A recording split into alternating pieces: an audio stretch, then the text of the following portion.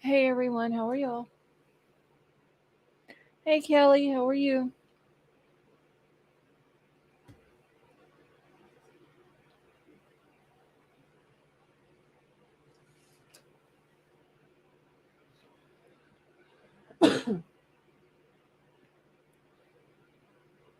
Musical, how are you?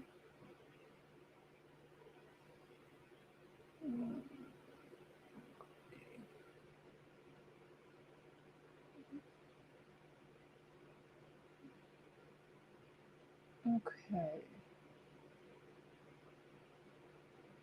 All right, we dropped. Yeah, okay, so there's the iPhone. Casey, it may take it a few minutes to come up the link for the iPhone membership thing. Hey P Fox, how are you?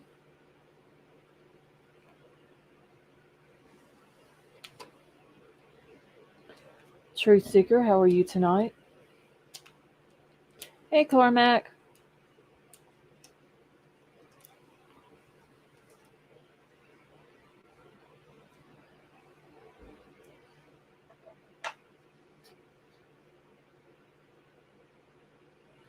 Okay. Emails pinned at the top. Uh, P Fox, I actually slept till, I don't know, it was late. Mr. Nice Guy, how are you? I think when I finally went to sleep this morning, the sun was coming up.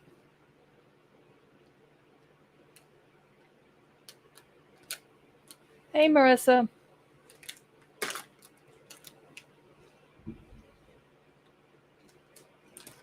Cormac, they wasn't too bad. They wasn't as bad as what I thought they were going to be. It was a lot of thunder and lightning. And then after I started doing Lori's thing last night, it wasn't. They had done calmed down by the end.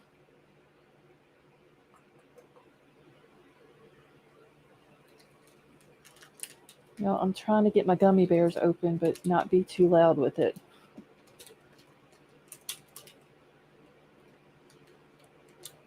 The kids are coming home from school, and I finally fell asleep. I was up at 7. Yeah, it was already daylight whenever I went to sleep. Hey, Cammy, how are you? Midwest girl, how are you tonight?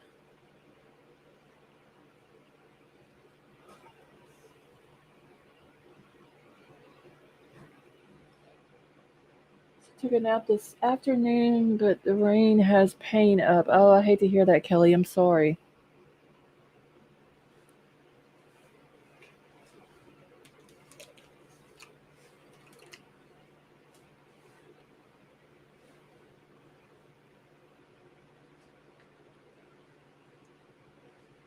As soon as I'm done with this live, I'm gonna do Lori's again today. From today. Hey, Daylight, how are you? Hey, Nina. I believe it's Tammy Daybell's sister testified, and I forgot there was somebody else that did.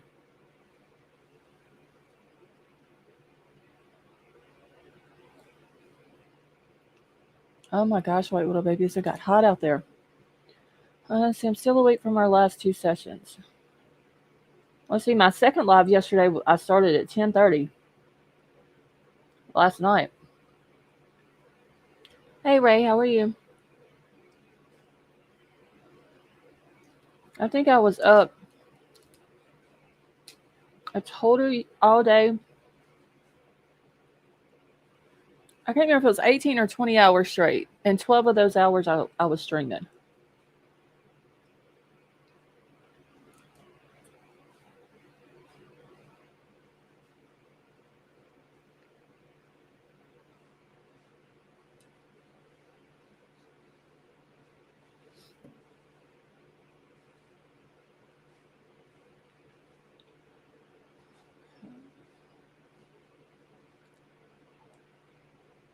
Let's see. I used to stay up all night, but it keeps me company. Oh, daylight is no problem.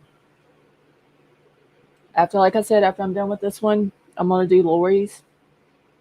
I think it's like four and a half hours tonight, or from today. But I'm going to put it on like 1.5 speed. So that way it won't take as long.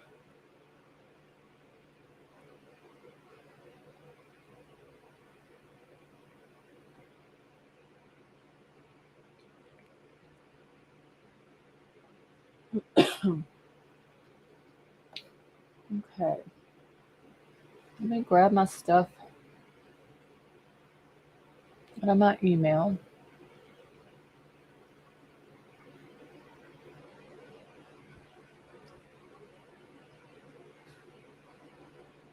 I kind of get the hint a little bit that Nancy Grace doesn't like Bryan Kohberger's attorney.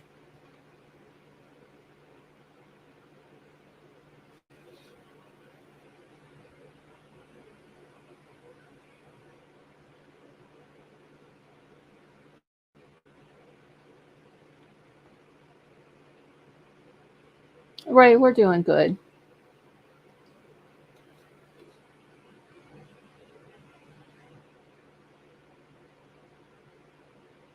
Oh, shoot. Hold on. I'm trying to move everything around on my screen here.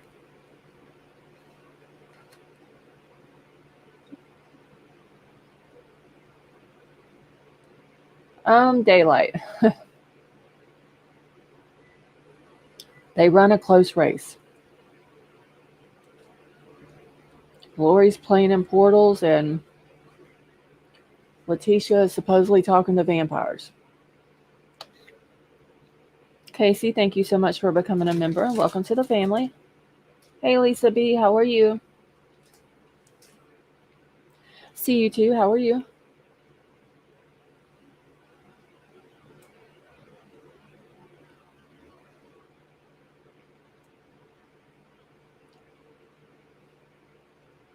Musical, I don't know about that. I think Letitia could take Lori.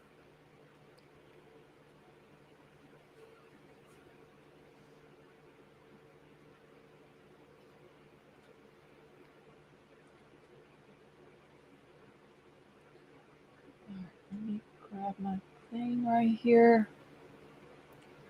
Why is it not letting me share? Okay, here we go. Well, hold on. I got to do something real quick because there's an article and a video, but I want to play the video and not the article. Because you don't get the whole scope of what Nancy Grace is saying unless you just watch the video.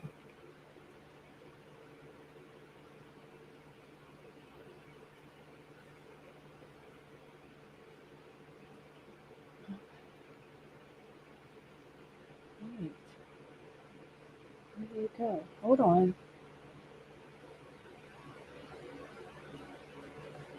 Give me just this. Hold on, y'all. It's not working right, the video. Give me just a second.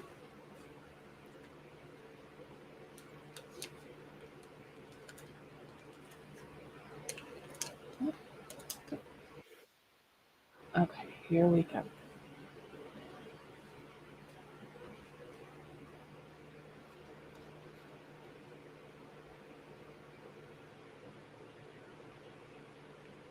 And I know some people don't like Nancy Grace, and that is fine.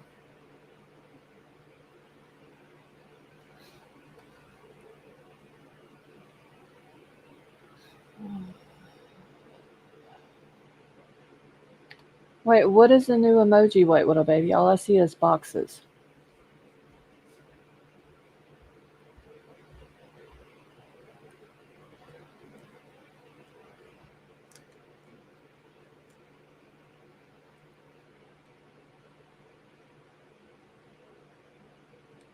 Yep, that's all I see.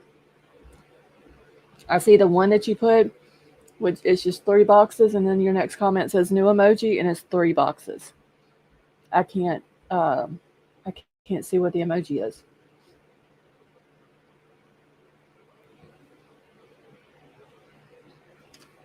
Oh, P-Fox, you didn't saw it.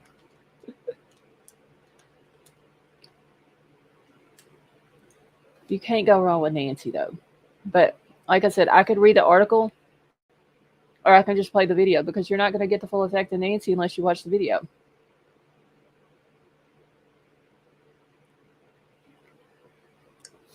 Okay. So let me get it playing here. Hopefully it'll stretch out. Roommates in that There we Idaho go. quadruple murder trial now fighting a subpoena that would force her to testify at a hearing as part of Bryan Kohberger's defense. Now, his attorneys claim that her testimony could clear the murder charges against him. Nancy Grace, host of Crime Stories, here now. The pretrial hearing, I think end of June on the schedule right now, if it stands. Nancy, go ahead and, let's inform our viewers on, as reminders, is what happened in that house. This roommate apparently was inside for about 8 hours before the police were called. And the police were called by a friend of theirs who wasn't even there, who came to the house around noon local time. And they believe this woman has exclusive information about the alleged killer. Should she be compelled or not, Nancy? Absolutely not. There were two roommates living on what we believe to be the very bottom floor of the murder scene.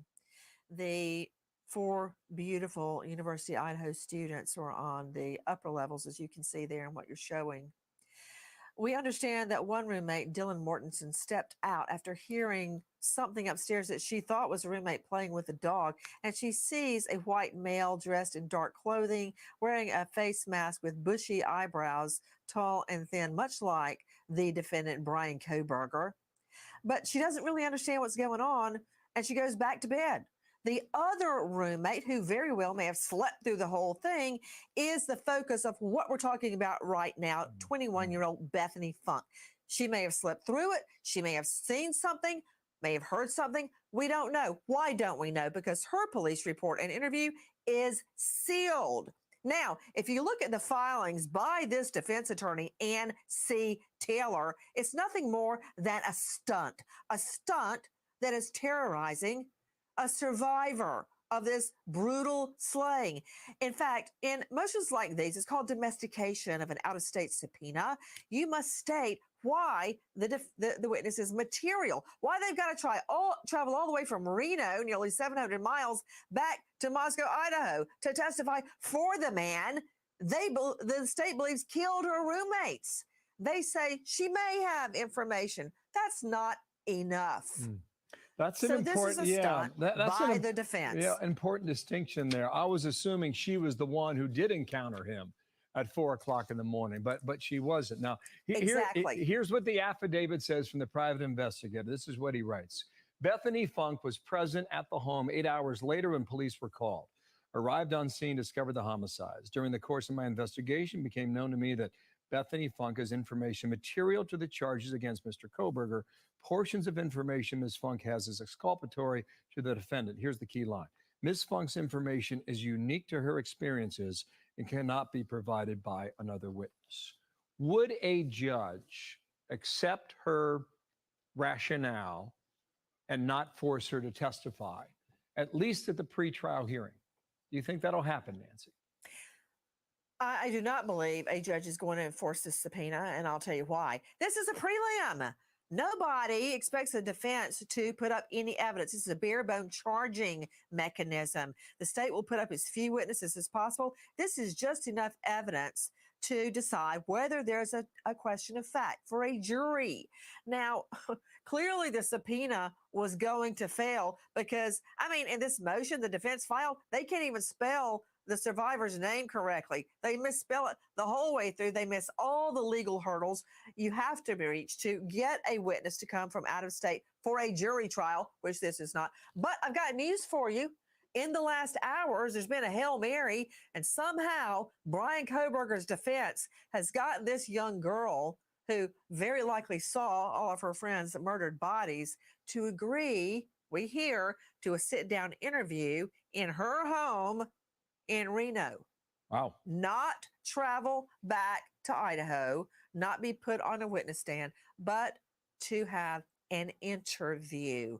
Now, I would advise her, if you're listening, Bethany Funk, to have a lawyer and your parents with you, as well as the prosecutor during this interview, if it indeed happens. Yeah, good advice. Nancy, nice to see you. We'll see what happens when it comes to that, right?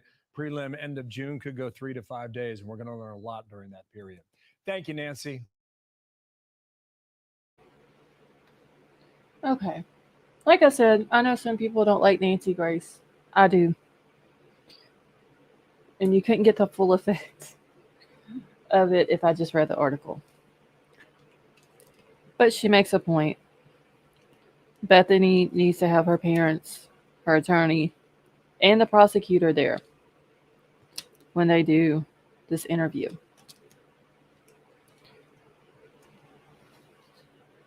King Scarlet, how are you? Let me get caught back up here real quick and say hi to everybody coming in.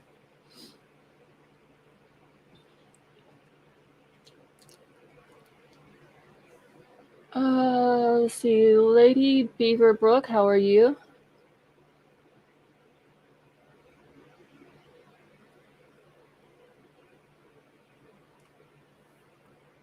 You think you see smoke coming out of her ears? She was like ready to start talking as soon as the video started. And old dude cut her off and wouldn't let her speak to begin with.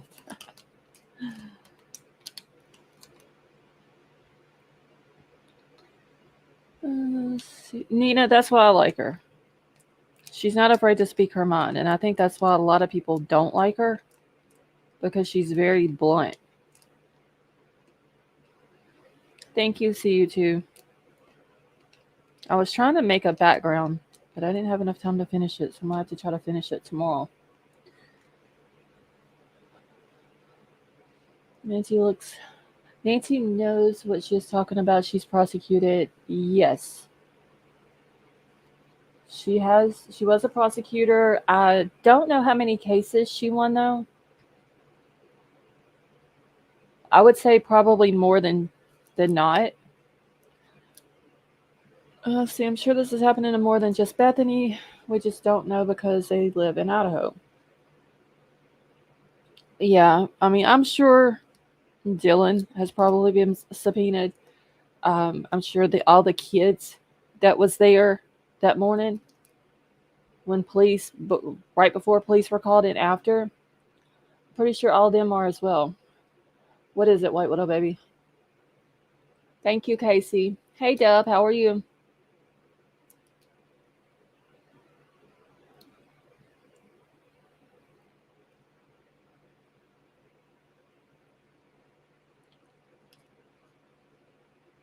See, we should send Nancy Grace the info. Um, I believe, White Widow baby, that Cherokee Raider tagged her in Twitter about the Susie kids. But it wouldn't be a bad idea to try to reach out to her again. Hey, Debbie, how are you?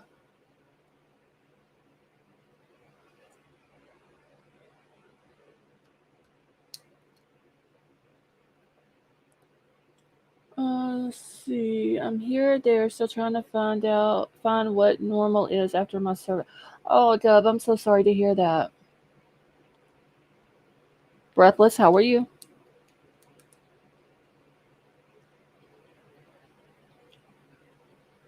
No, wait, what up, baby? You're fine.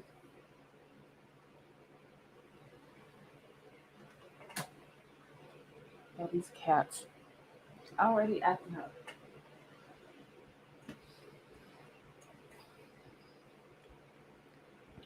Um, I think he was like years ago, her husband. But if I'm not mistaken, isn't she married again? Didn't she have twins like several years ago? I don't know, maybe 10 or 11 years ago, maybe?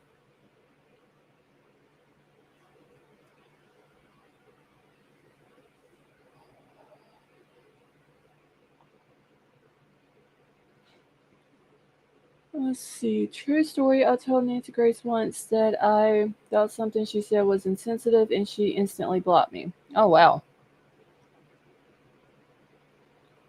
It was her fiance. Okay.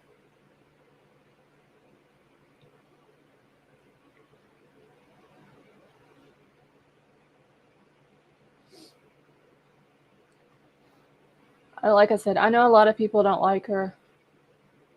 I just like her because she's straightforward and blunt and she tells it like it is. Okay, I've got to do something here just a second because I can't have my screens like this. I gotta move all this around. This isn't gonna work. Crap. 2 seconds, y'all. Thought I had it fixed, but I don't.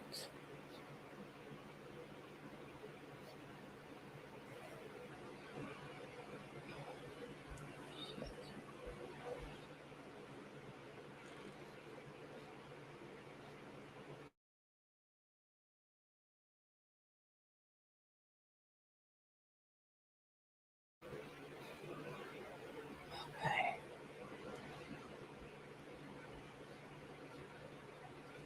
Oh my lord. Okay.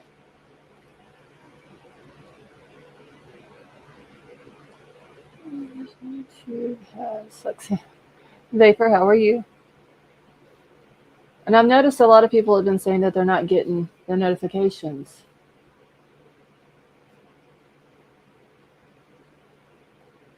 Hey Tina Bobina, how are you? Did you already? Yes, Dub, I just played it. I'd love to see Nancy Grace. Oh, Cormac, that would be awesome.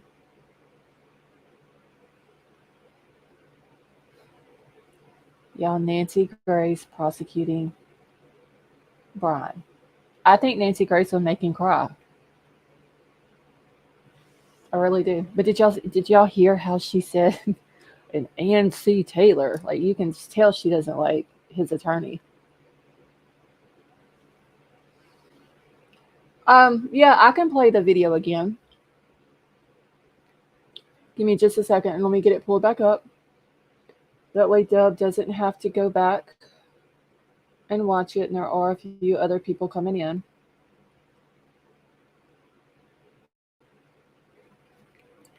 2 seconds. Let me get the video. Oh shit, don't start playing. Hold on, another video is gonna start playing before I even get it pulled up here.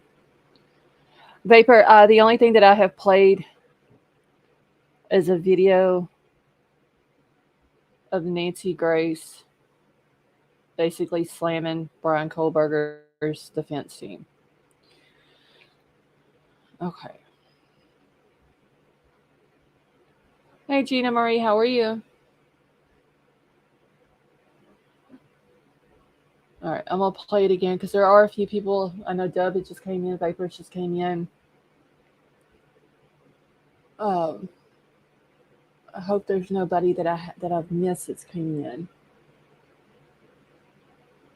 I see you too. Once I started playing Lori stuff last night, they kind of done calm down. It rained, but it wasn't storming.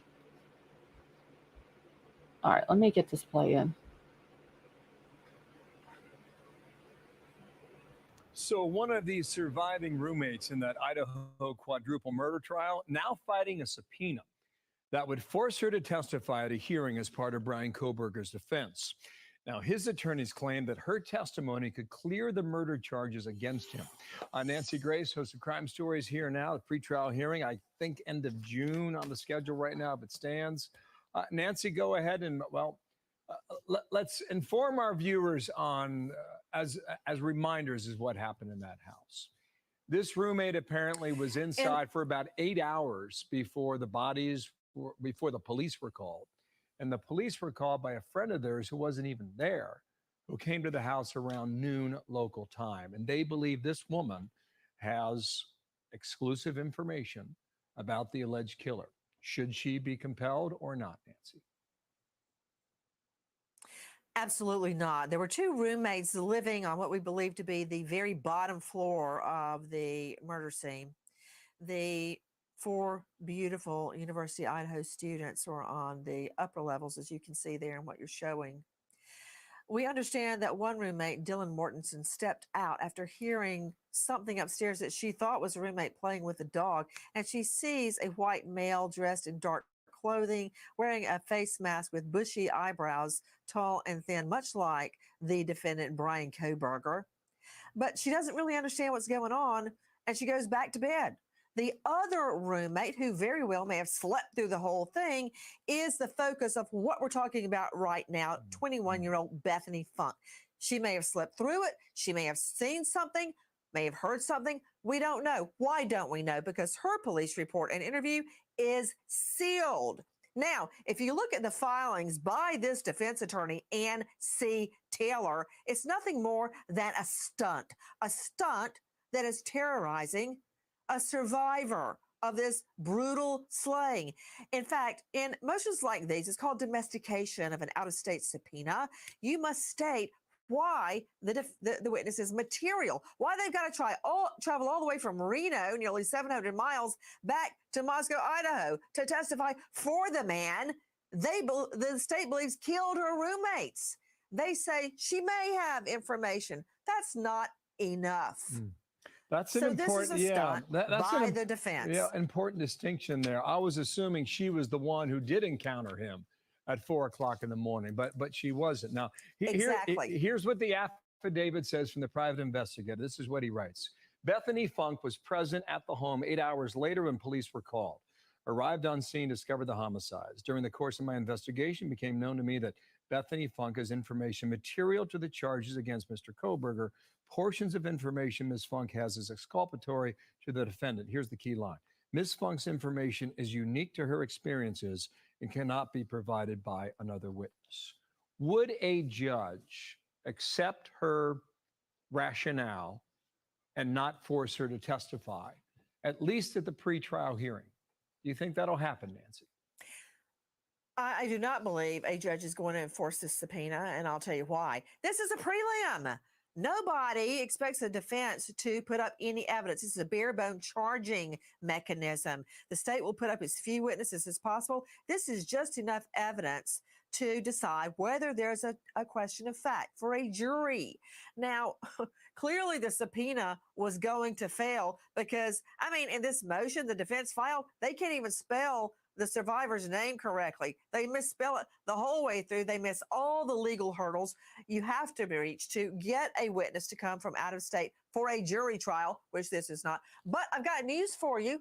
In the last hours, there's been a Hail Mary, and somehow Bryan Kohberger's defense has gotten this young girl, who very likely saw all of her friends' murdered bodies, to agree, we hear, to a sit-down interview in her home in Reno.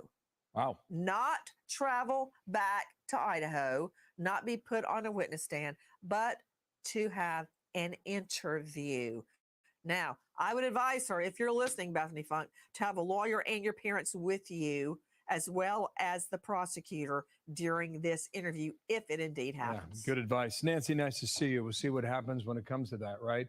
Prelim end of June could go 3 to 5 days, and we're going to learn a lot during that period. Thank you, Nancy. We'll talk soon.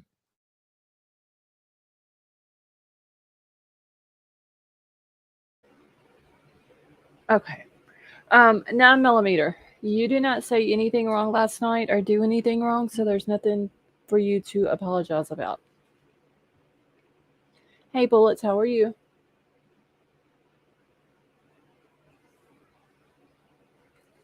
Hey, Tonka.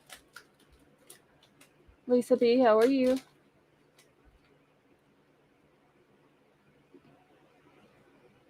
Yeah, but 9mm, you didn't say anything wrong, so you have nothing to worry about.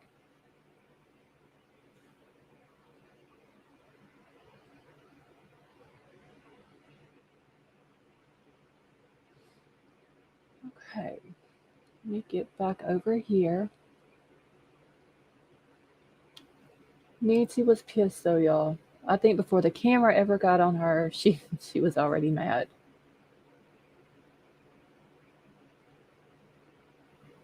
Obsessed, she didn't say anything wrong last night. I don't know. I don't understand why she's apologizing or thinks that she needs to. She was perfectly fine last night and obsessed for Disneyland. How are you?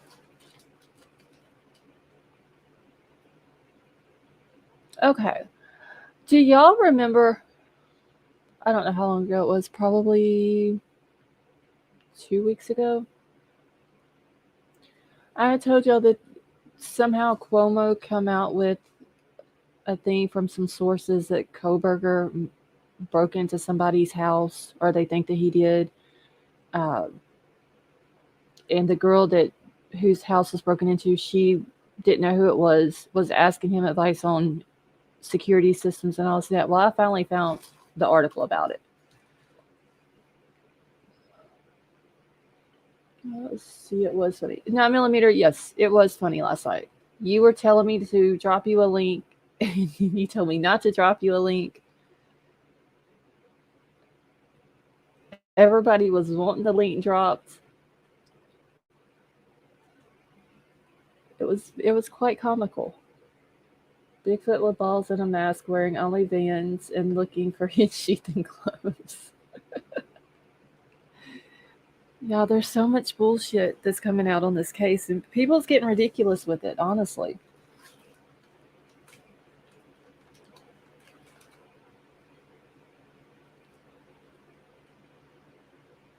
Let's see. We'll try to be nicer to Nancy. Yeah, Daylight, like I said, I know some people don't like Nancy Grace, and that is fine. Uh, I do like her. I, I just like the fact that she's just blunt. She's straightforward, and she tells it like it is. And she's not scared to say what she feels that she needs to say. Hey, Tammy C, how are you? Oh, so you guys need to worry about me. I'm always bringing up crazy stuff that I've heard somewhere. But Tammy, you're not stating it as fact, so. See, there's a difference because some people will be like, okay, well, this is what I heard. And they will speculate about it. They will talk about it, give their opinion about it, and then they move on to the next thing. Then you've got people out here who will find something, state it as facts, and not even research it to try to see if it's even true or anything else. It's fine if you hear something and you come in and you're like, hey, have y'all heard this? What do y'all think about it? That's perfectly fine. But there are some creators out there that will see something, won't even look into it. They would just pass it off as facts. And they do it for clicks and views. What up, baby? We love you all. See, in my opinion, I think Ellie should at least be allowing to come out and say something. Yes, they should, Lisa. I think the judge should allow them to come out and address the rumors and squash all the rumors and the misinformation. They should at least be able to do that. As long as it's nothing that's going to hurt the case, then they should be able to do it.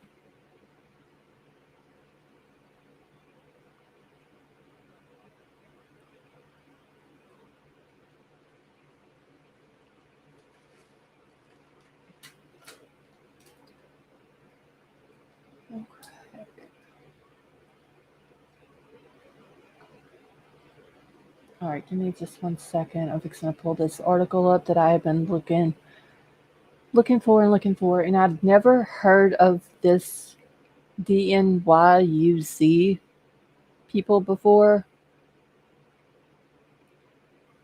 but they apparently believe what Cuomo has said, and they're saying that Cuomo got it from his sources.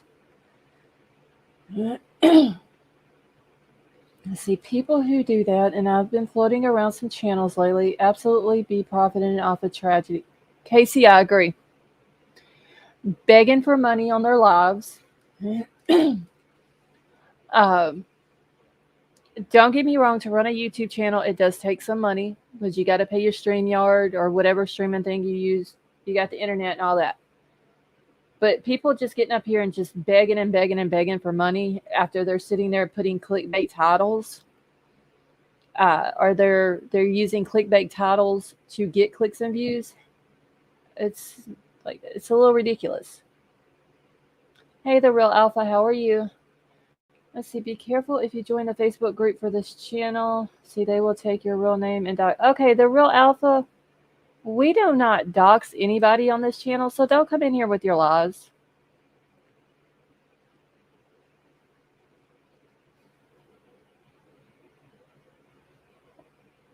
And and you can get the hell up out of my channel. Tad, how are you?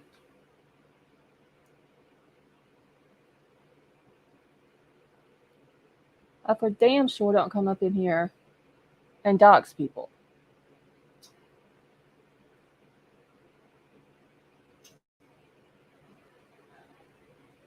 Wait, little baby, you may have to set the rat traps.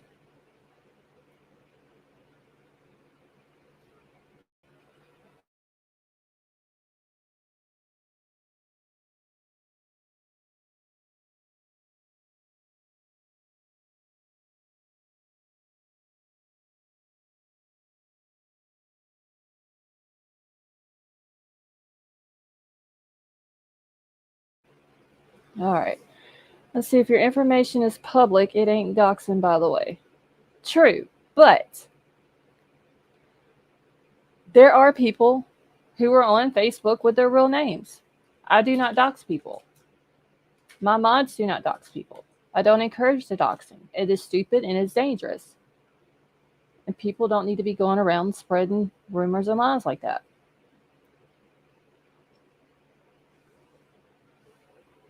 Hey, Crime Crazy, how are you?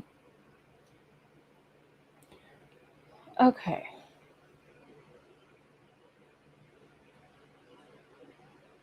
Let me get this up here.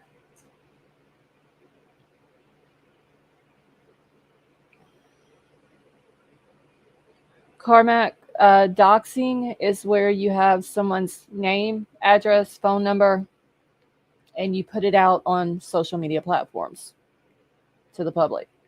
Hey, Scott, how are you?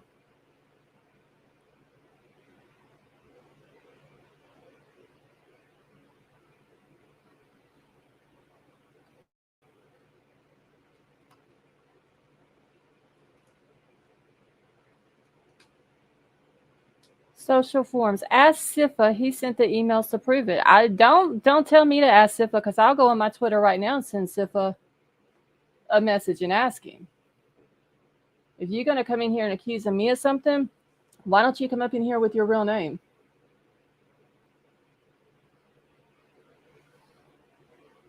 Two seconds, y'all.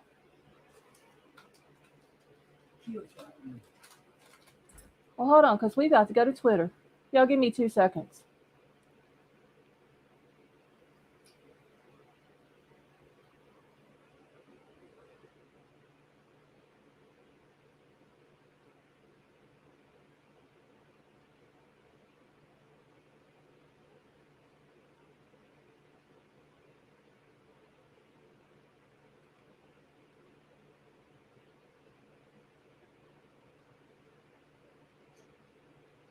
Okay.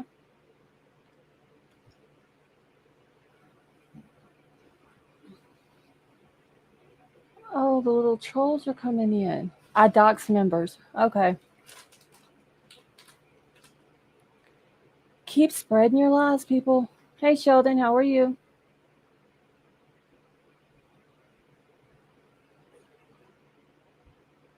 Thank you, Daylight.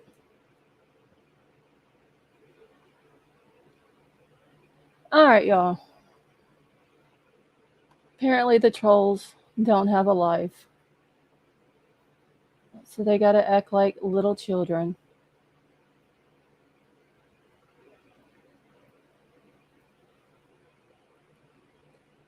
All right, so it says Bryan Kohberger may have broken into ex-colleague's home ahead of Idaho murders. Hey, Loaded Hot, how are you? Jessica Lynn, how are you? Sweet Melissa, how are you? And thank you.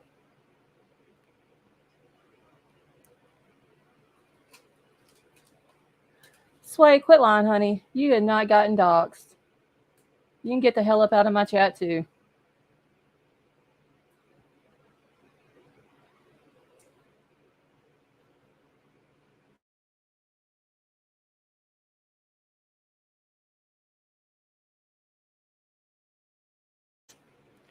And another thing, Sway, don't come up in my channel lying when you've been sitting here talking to Sifa and a kill shot, telling both of them how you love them. You a grown-ass woman sitting here talking to a married man. So don't come over here spreading no bullshit.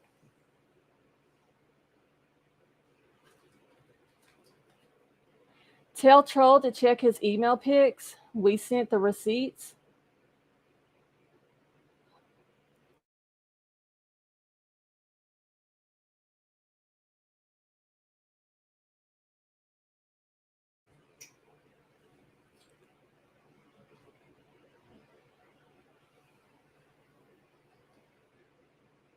Hey, Lori and CJ, how are you?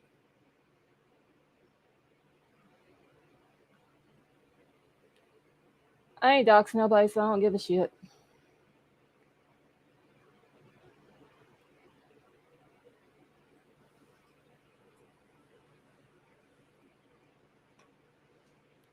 Don't come over here spreading no lies on me, because I'll put your fucking truth out for you. And Sif, I know your ass is watching, and I just sent you a damn message on Twitter. Laughing Stock, how are you?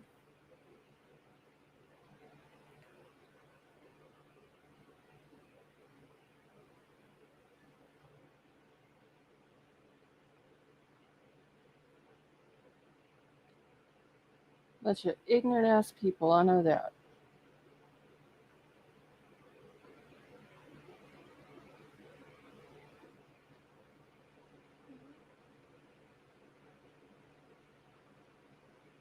I haven't seen no skills. Hold on just one second. I'm looking at something real quick.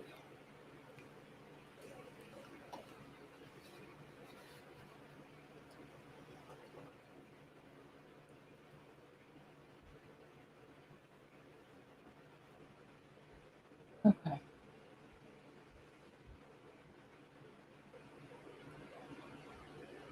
All right, y'all, let's get back to what we were doing. Nobody has time for a bunch of ignorant ass people.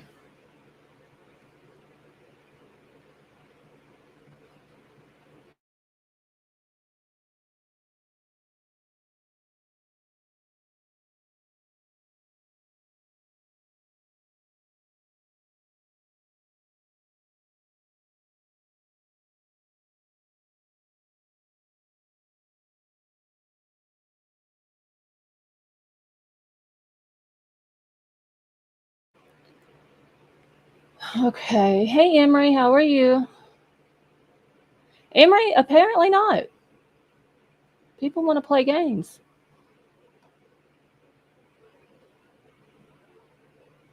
People better remember, I got screenshots of shit.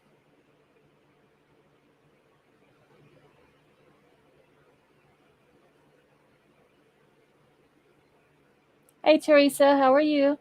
Crystal, how are you?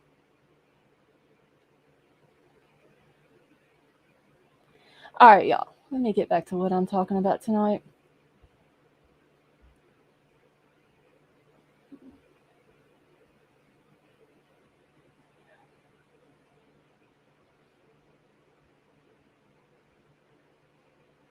P Fox, thank you so much for that super chat. And it says, I guess I'll donate to the swear jar again tonight. Thank you, P Fox. That was very nice of you.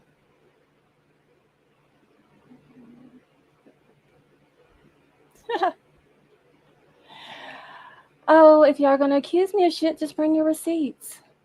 Please.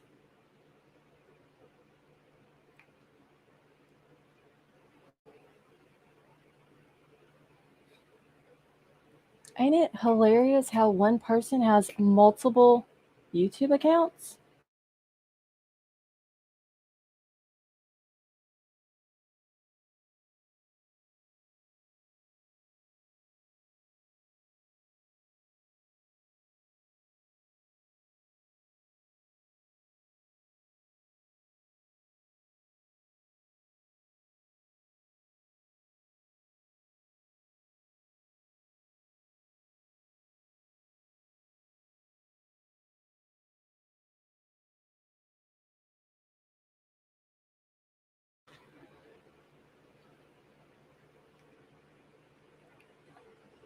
All right, y'all.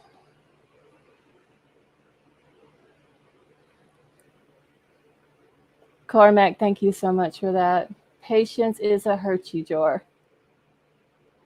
That was very nice. Thank you.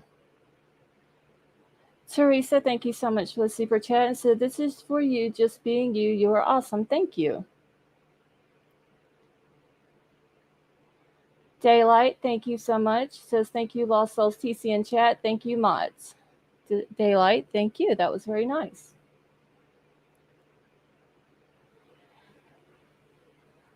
See, I have multiple accounts only because I want it to lock down. Vapor, I know exactly who it is. They want to play games. That's all right.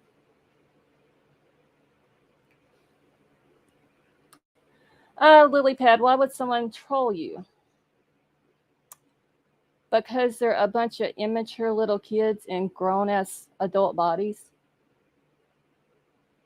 And a certain little someone wants to play a game, but don't want to tell the whole truth. Hey, Petey. Kami, thank you so much for the super chat. It says, "For the swear jar and troll patrol." Thank you. That was very nice of you. Tonka, that's all it is.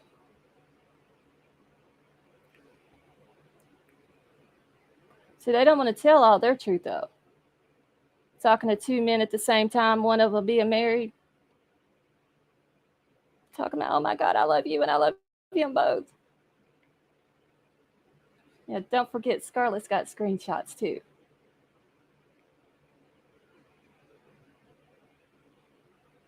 Hey, CJ.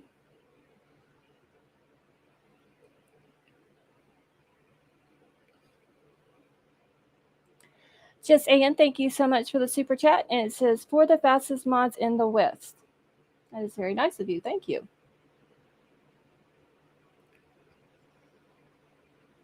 Oh, yeah, two of them were married. That is right.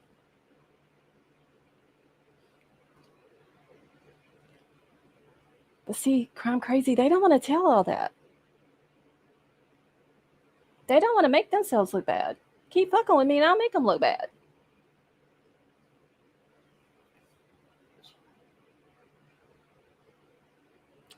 Thank you, Truth Seeker.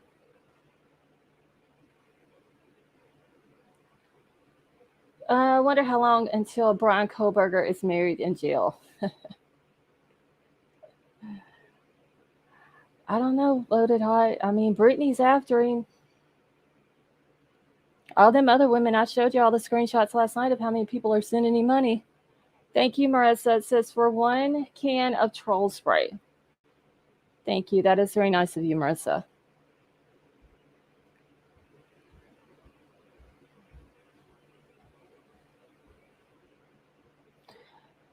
Okay. So let's get started on the article that I have literally been looking for forever. Let's see. Do we need to designate a fuck around and find out tonight? Well, Vapor, one person done fucked around. They about to find out. Because I'm not playing his little needy ass games.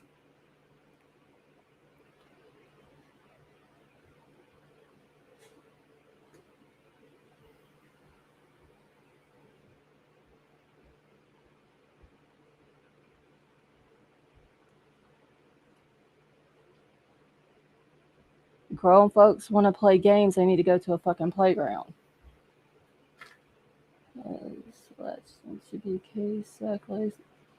Loaded Hut. I haven't been seeing anything that he's put out.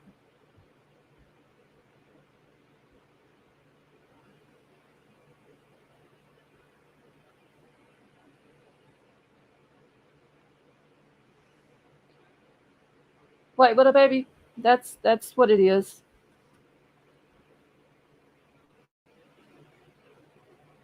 Hey, King Scarlet, how are you?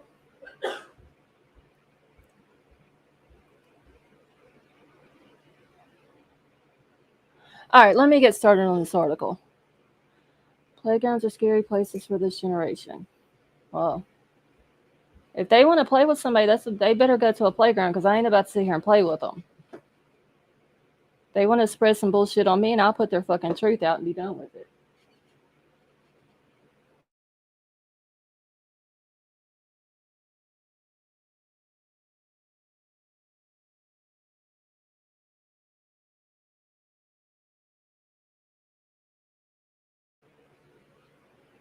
All right, y'all. So it says Bryan Kohberger, the suspect in the November 2022 killings of the 4 college students in Idaho, is suspected of breaking into a home of a former associate at Washington State University, a report has claimed.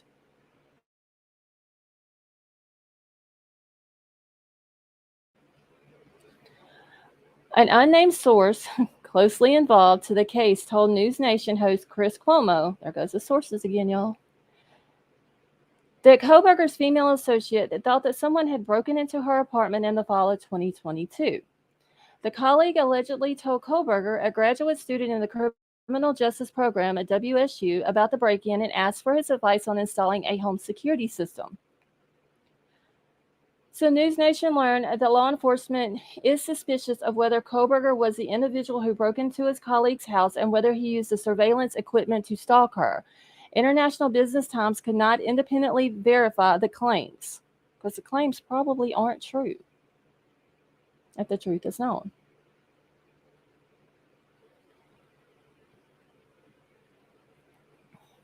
So in February, the New York Times obtained documents from WSU showing that Kohberger was investigated by his university over allegations of misconduct and troubling behavior around women. So less than 2 weeks before the quadruple Idaho murders, Kohberger was called to a meeting with WSU faculty members to address the complaints regarding his behavior and to create an improvement plan for him. Some more complaints regarding Kohberger's conduct surfaced after the members, which led the WSU's Criminal Justice Department to fire him from his teaching assistant position in December of last year. Heather, how are you?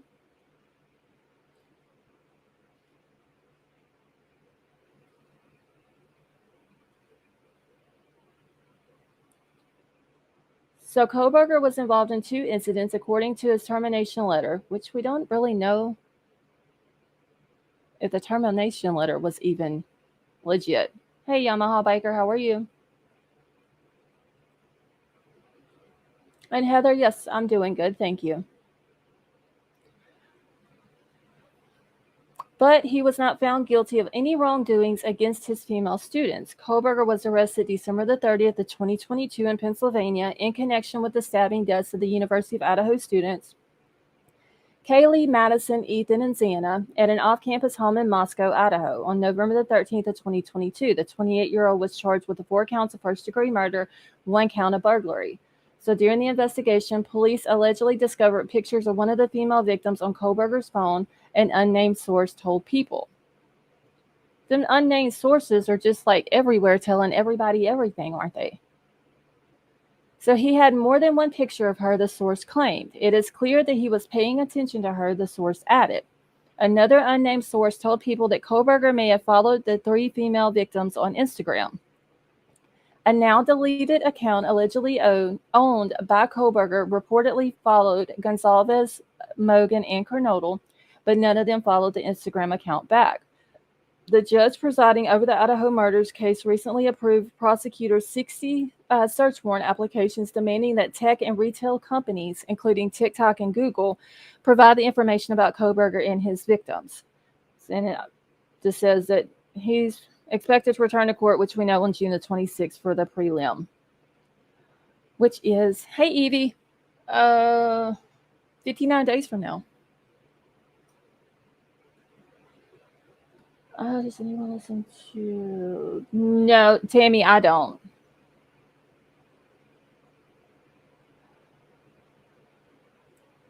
So this is the one I was talking about, though, a few weeks ago, where they're claiming that he might have broke into someone's house. I just didn't know where it was coming from. Hey, one of the real ones, how are you? Apparently, it's just all coming from sources. I guess Cuomo picked up Banfield sources. And Marissa, that's all I'm seeing. And a lot of them, White Widow Baby said a minute ago something about some new emojis. And all I see is boxes.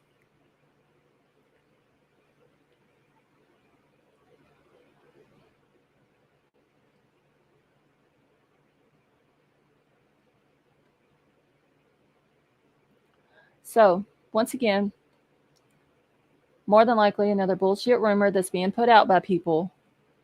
And then you have News Nation running with it as its facts. Let's see. If it is proven that someone close to the case is giving all the info out, it could jeopardize the whole case. Exactly. But that's what they're saying. That's what, if y'all remember, Banfield has said it several times, that her sources are close to the investigation. Well, how is that possible if there's a gag order?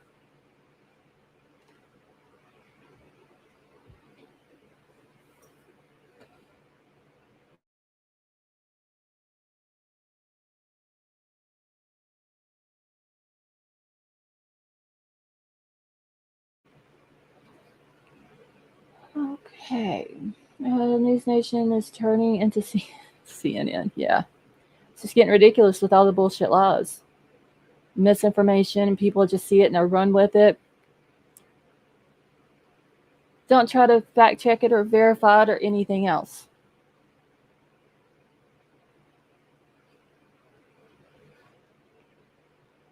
Okay. But it is true though. All of these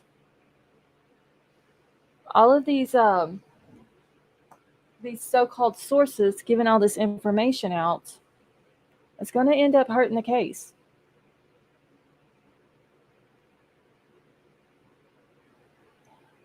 Oh, Heather, thank you so much for watching, and we love having you in the chat, and you should join us more often.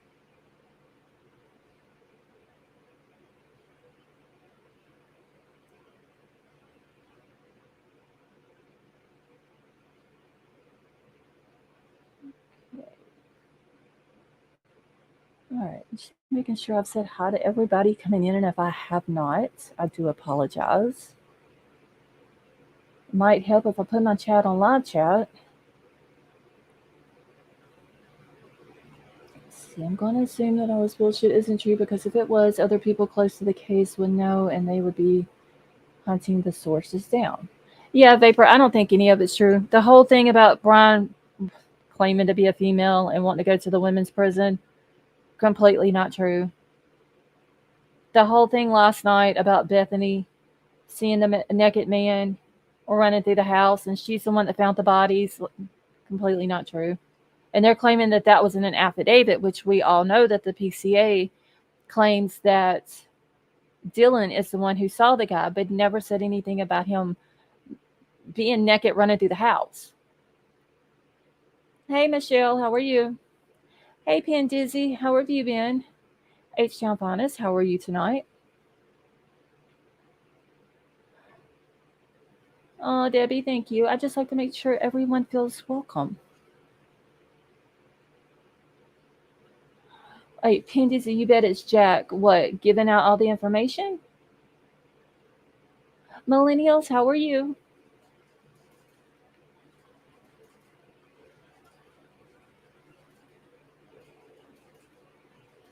Let's see, this is going to be my go-to now. My source told me. King Scarlet, it seems like you can get away with it if you just say your source told you. I'm not talking about the obvious bullshit, but the stuff that is on the fringe of possibilities. Okay, I got what you're saying, Vapor. Hey, Princess Megan, how are you? Let's see. So Princess Megan is the real Princess Megan. She's claiming she is on her tablet to let everybody know, because she does have a different profile pic.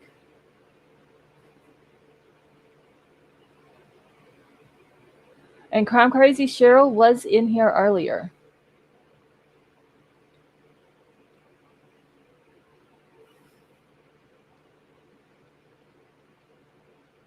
Let's see, Ellie up there, super fishy. H-Town Finest, yes, they have been.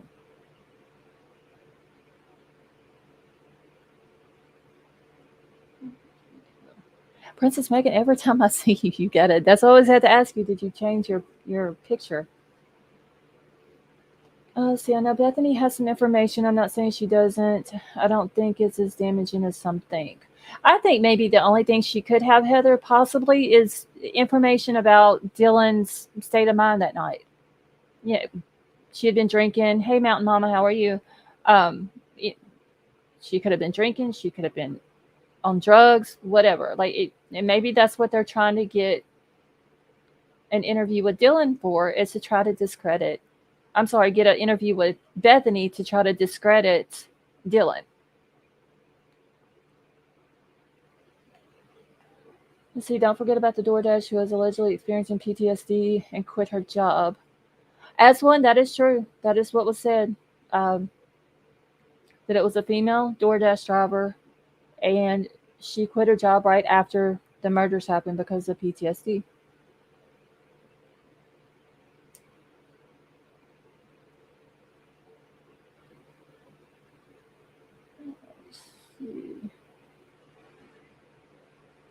Mountain Mama, yes, we are all doing good. So maybe Bethany knows Brian, Buck Haley, maybe knowing Brian. Millennials, that could be true. I mean, these girls, like, they were in college. We know that they went over to WSU. Like, they had friends over there. There's pictures taken of them with friends from WSU. So it's very possible that they could have ran into him over there. Uh, they could have went to a party over there that he was at. He could have had mutual friends from WSU that they were friends with. It literally could be anything. And what they're claiming that Bethany knows, whether it's a sculpatory or not, it could be anything.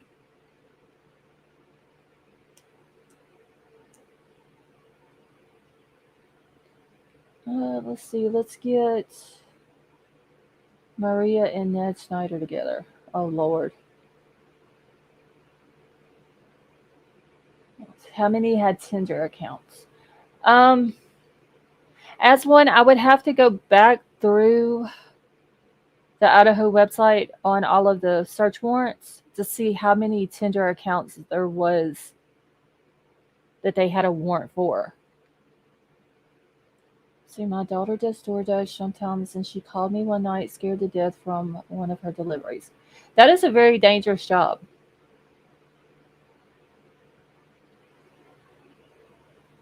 Hey, no way, how are you? It's a really dangerous job.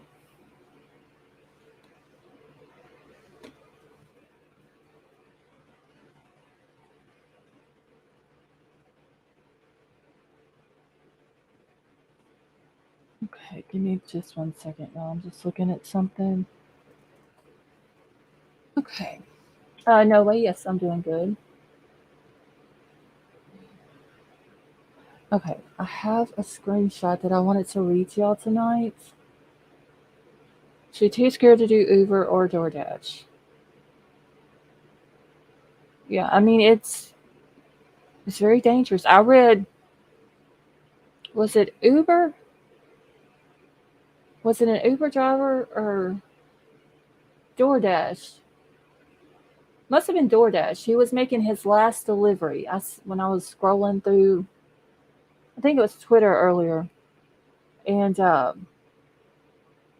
they said he was like on his last delivery of the night, and somebody murdered him. The delivery guy. Let's see. I heard something about a pack in Xana. She broke.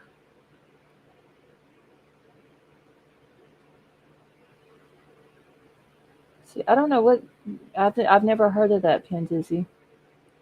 Can you imagine being the last person to see Xana alive, knowing she was 12 minutes later?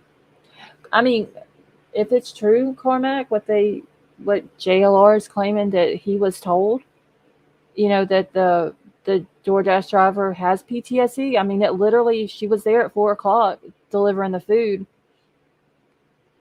and they're saying minutes later, less than 20 minutes later, the murders happened. I would imagine it would probably scare the crap out of her because, I mean, she was, if you think about it, she was literally just there. Cami, thank you so much for becoming a member and welcome to the family. See, I'm going to get her some of those little tracker things that are like the size of a coin. So if anyone ever does anything, for her to just drop it in the house or the area that she's in. Are you talking about the little, oh crap, I can't remember what the name of them are now. Is it the little tile things? Is that what you're talking about, Vapor? Just the little tracking things?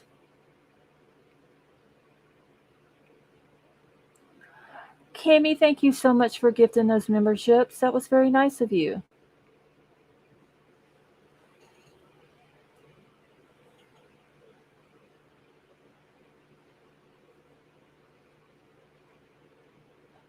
Let's see the thing you put on your key. I think they're called. Are they called air tags or something like that?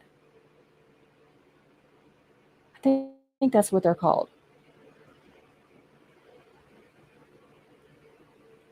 Okay, P Fox says air tags. Yes.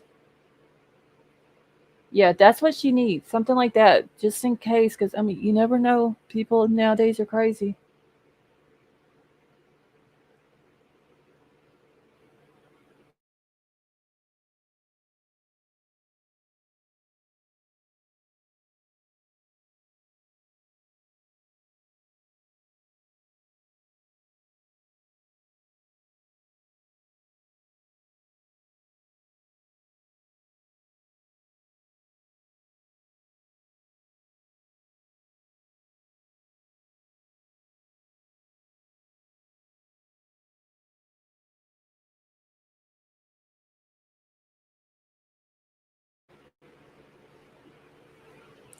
Tina Marie, how are you? Let's see. If something ever happened, let's see. Vapor, I don't blame you. I would do the same.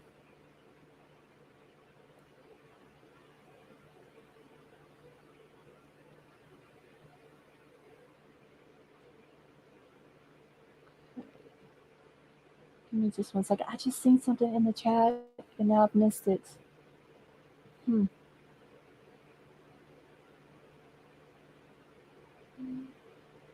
All right, and if y'all haven't done so while I'm pulling up the screenshot, please go hit the thumbs up. I have a screenshot of something that I wanted to read to y'all that Jake wrote to Maddie.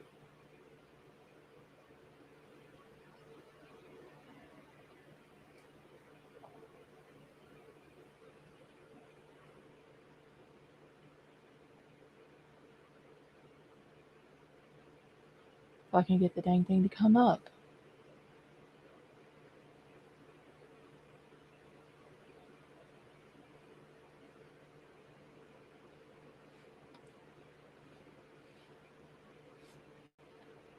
All right. It's going to take it just a second to come up. But I thought it was very sweet what he said.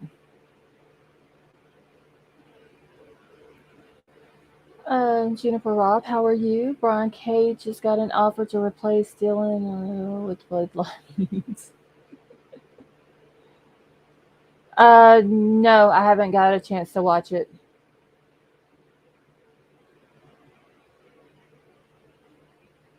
All right, let me get this pulled up here.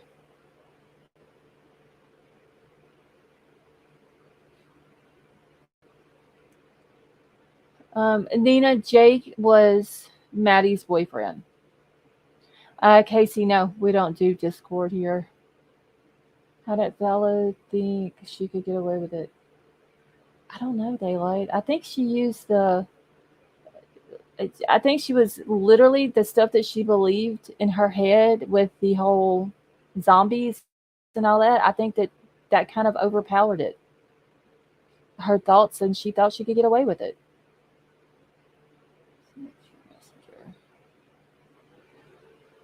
Wait, Pin Dizzy, you sent what to me? And send me that video link. You'll have to email it to me.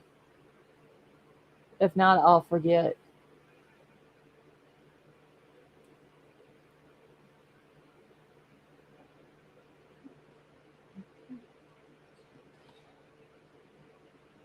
Hey, Avery, how are you?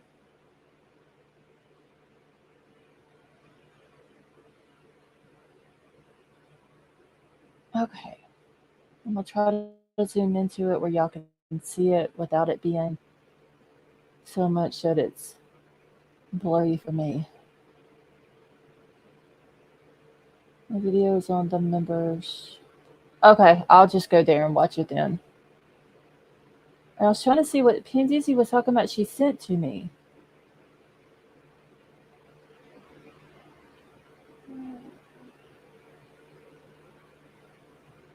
Okay, good. Just finished the live on.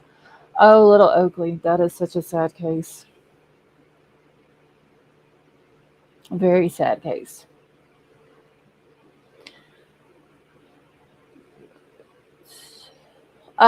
Scarlet B, that's Crime Crazy. Mine is just Scarlet LSTC.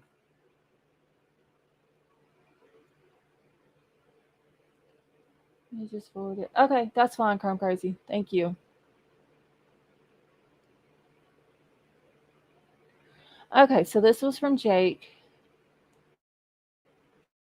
to Maddie. Zoom it to where I can.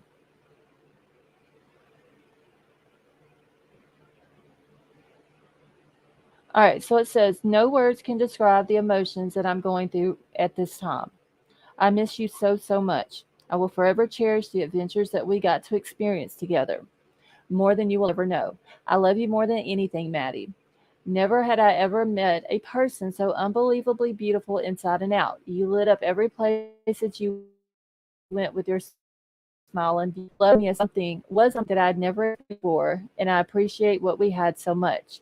I always question how I got so lucky with a girl like you. You show me to appreciate the small things in life, talking, singing, dancing, laughing, expressing our love for one another. Those are just some of the many things that I think of when I remember you. A 6 hour car ride couldn't affect the love that we had for each other. I remember always being excited to see the way that your face would light up when I would finally get to come and see you and have you in my arms again. Every time that we got together was so much fun, and I wouldn't trade it for anything. You were so ready to take on the world, and you were going to do such amazing things. Okay, let me scroll up a little bit. So it says, I was so unbelievably excited for our future and the adventures to come. We had so much to experience. It's hard to picture life without you, but I will remember to keep my head up like you would want me to. You were my motivation to be the best version of me. You always pushed me to be more positive, friendly, and loving. And it wasn't just me. You were always a person for me, your friends, and your family to go to for anything that they needed, whether it was someone to hug, a shoulder to lean on, or the best advice on any situation. I know that you're still up there watching over me, your family, and your friends, and I promise to make you proud from heaven and carry on your values of showing and spreading love to everyone. This is not a goodbye, but a see you soon. I love you so much, Maddie. Rest in paradise, angel. Love, Jake. And see, we have people like Jake here who is grieving the loss of his loved one.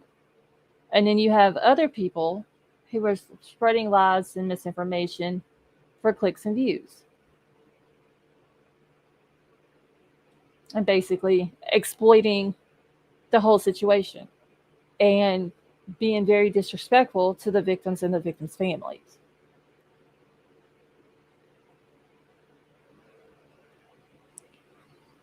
But I thought that was very sweet what he said. And so I wanted to share it with all of you.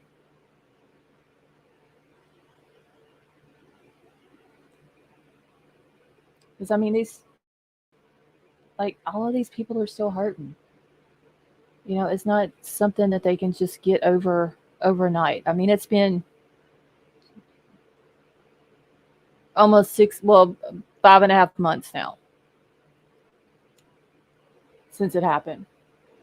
I mean, they haven't even, it hasn't even went to trial yet. Like they got to go through the trial. So it's still fresh.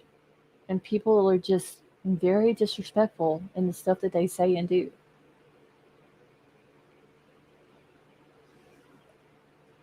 And daylight is very, very heartbreaking. But there's some people out there who just don't care about that.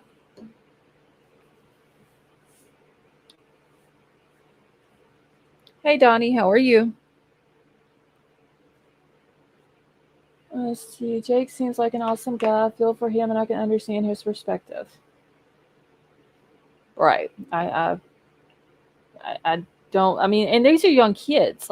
Like they're not older and experienced a lot of things that most older people have. Hey, Cherokee Raider, how are you? That's like Jack. He's always posting pictures with him and Murphy, and even the Gonzalez family is posting pictures of Jack with Murphy. Like, he's still missing Kaylee.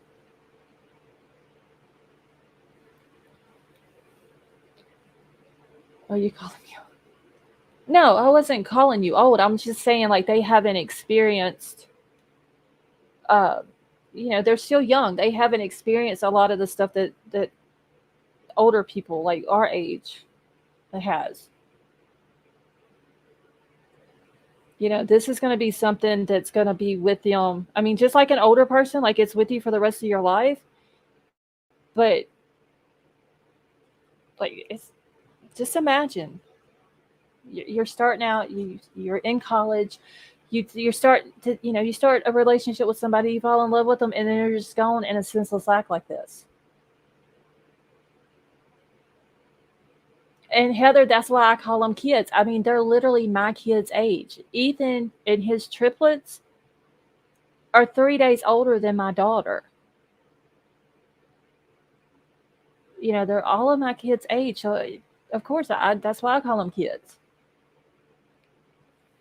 I've seen some people say, "Oh, they're grown adults." Yeah, Maddie and Kaylee were. They were 21, but they're still kids.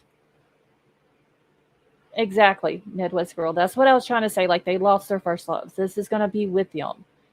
It's a new.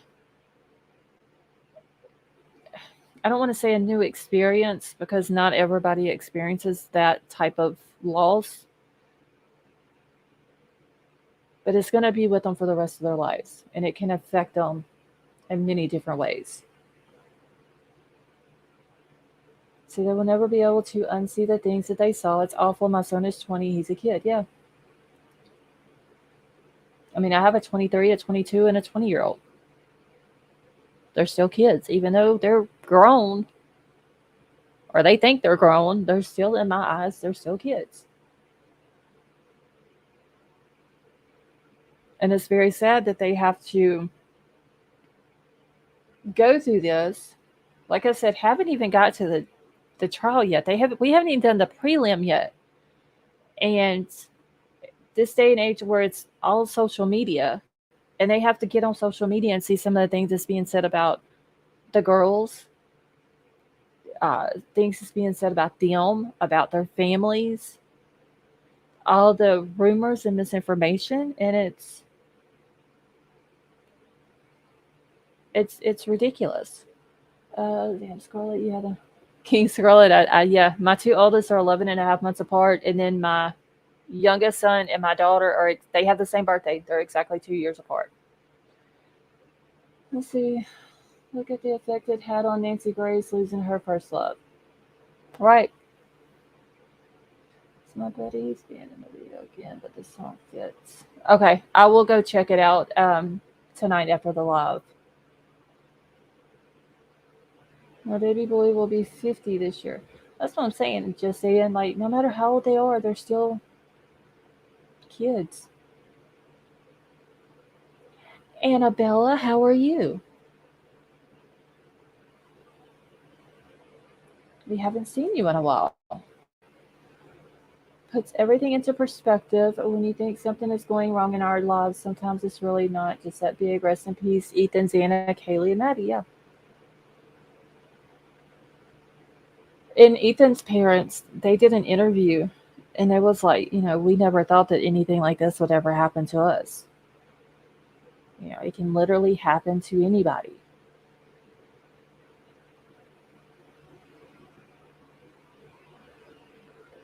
I was my high school boyfriend in an accident right after graduation, and I've never gotten over him. As part of me still grieves for him. Mountain Mama, I'm so sorry to hear that. I mean, like, whenever I was younger and in high school, there was no social media. Now it's like it's all over the place. Everywhere you look, there's Facebook and YouTube and Twitter and Instagram and this and that. And it's like so many different platforms with all these different lies and rumors and speculations and misinformation and all this and that.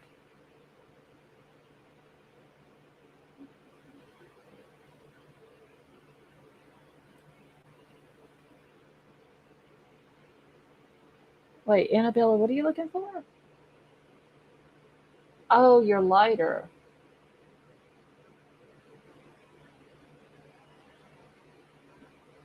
My mom called me her baby when she was actively down. Oh, Heather.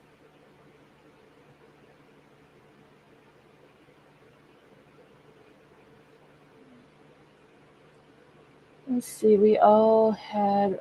Wait, all we had was a phone on the wall and a bike. Exactly, Scott.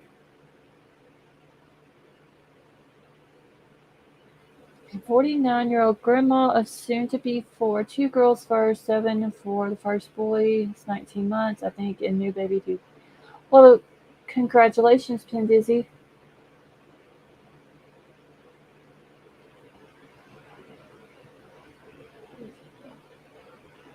Oh, God, musical. I hate to hear that.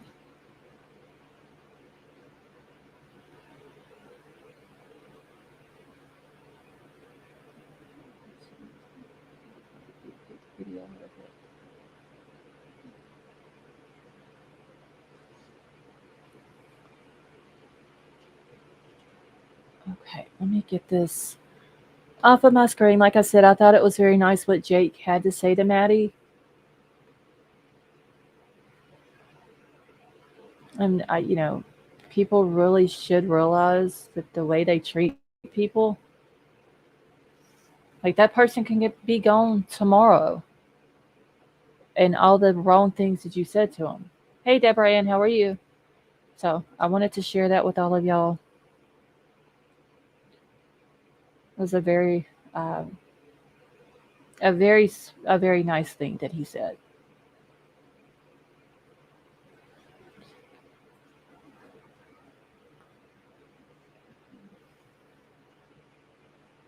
Okay, let me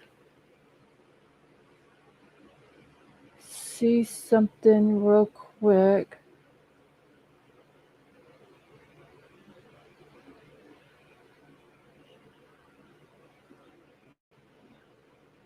Give me just 1 second.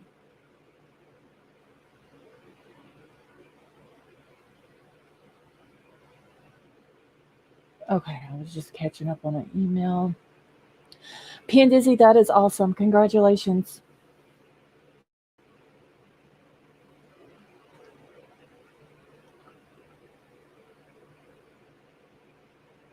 Let's see. Thank you, Annabella. Girl, it has been like a minute since we've seen you. Seems like forever.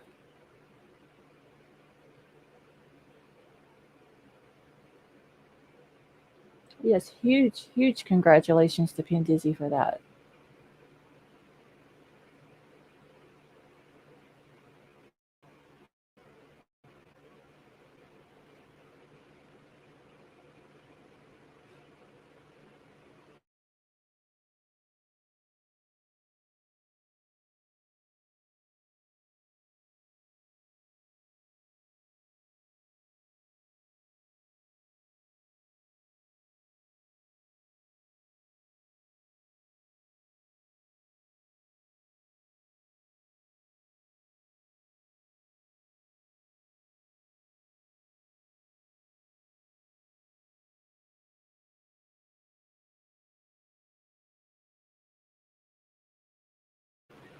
Yeah, hold on just 1 second. I'll be right back.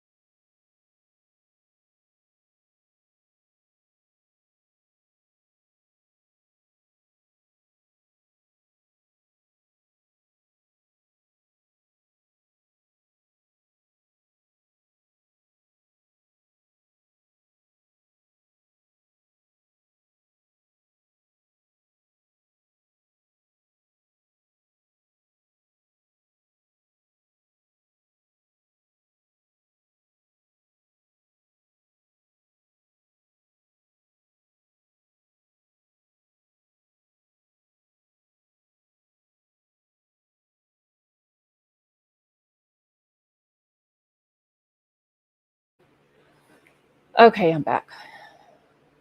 Hey, Christy. Let's see. It's been a good life now. I'm grateful to have all of you when I need a good chat. Well, Pin Dizzy, we are all very proud of you and very happy for you.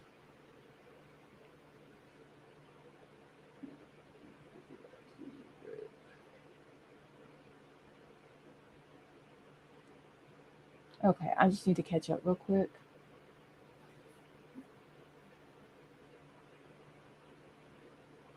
Mm,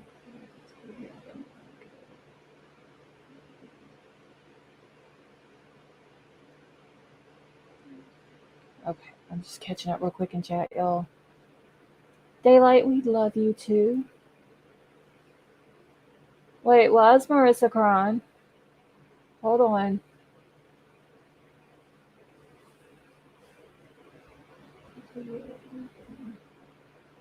Wait, why is Marissa crying? Hold on, y'all. I done missed a whole, I don't know what. Oh, on the 15th, I celebrated it. Marissa, congratulations. I'm sorry I had missed that comment.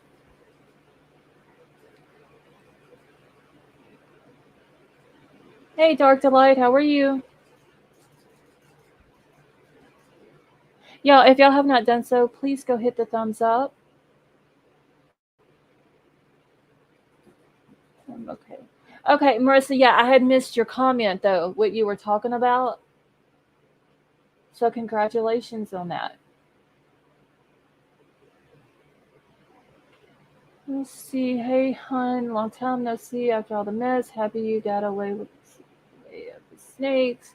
Love and light of you and your family. Dark Delight, it is very good to see you.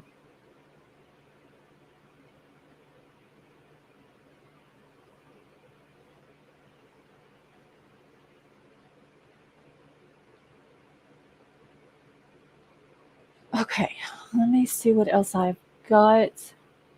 Just want to let everybody know that once I'm done here with this live tonight, I will be doing Lori Vallow stuff like we did last night.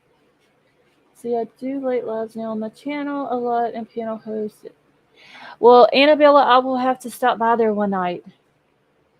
I don't know if you're still live whenever I end mine. I usually end mine around 2:30 in the morning. But if you are, I will be happy to stop by.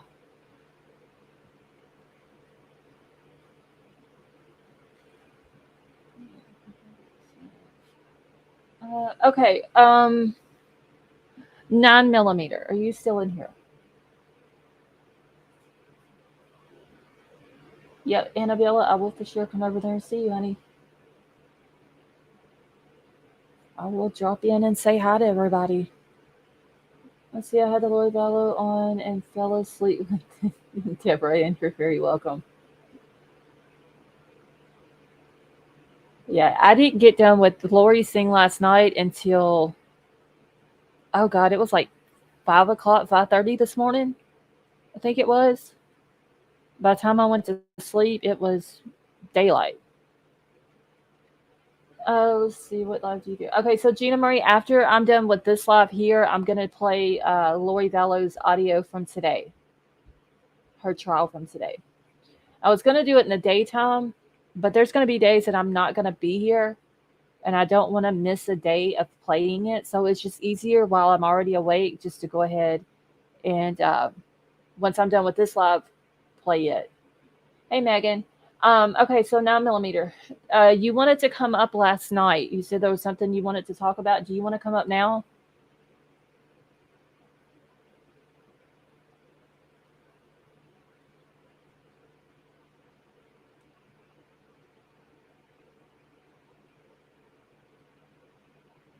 If I'm in trouble, no, honey, you're not in trouble.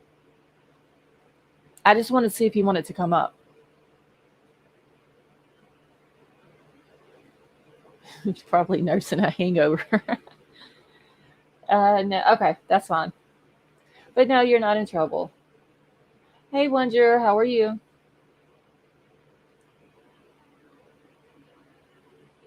Can one of the mods drop the iPhone membership link, please? Thank you.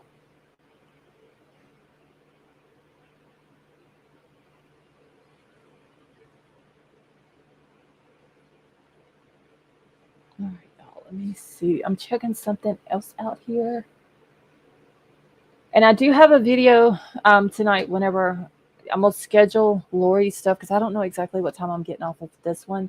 But I am going to play a short video about Lori's trial before I start the actual audio, but it's like a few minutes long. Pindizi, are you out of here for the night? If so, have a good night. I hope to see you soon. Let's see. What was I going to defect? Okay. Dub, have a good night.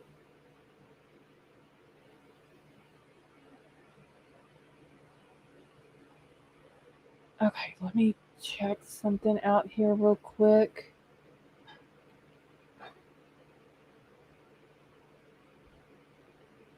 Hey, Gigi. How are you?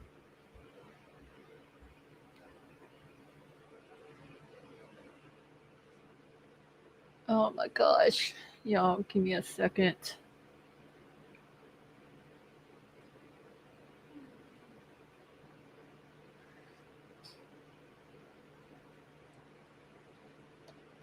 Oh my. Okay, let's see here. Checking to see if there's anything else about Mr. Kohberger.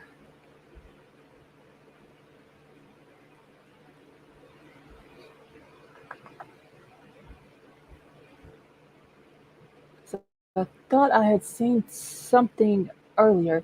Did y'all know that Jerry Springer passed away?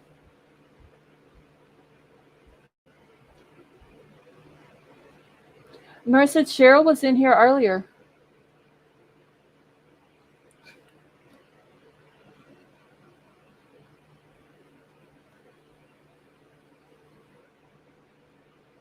I don't know if she's still in here or not, but she was in here right before I went live. Okay, y'all heard.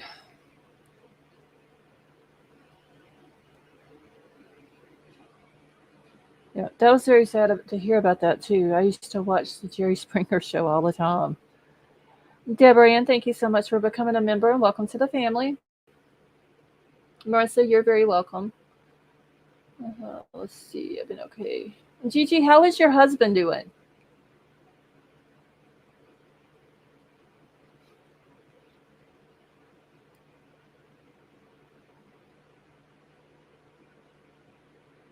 Okay, give me just a second. Let's see, night.org, iPhone is not compatible with YouTube. Gigi, yes, honey, I'm doing good.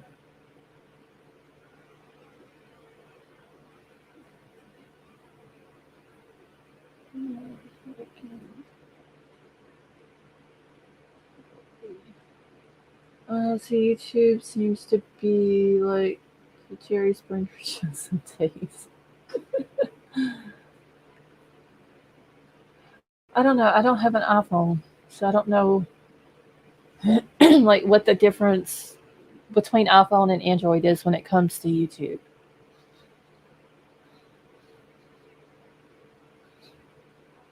So the iPhone link works for some and then doesn't want to work at all sometimes.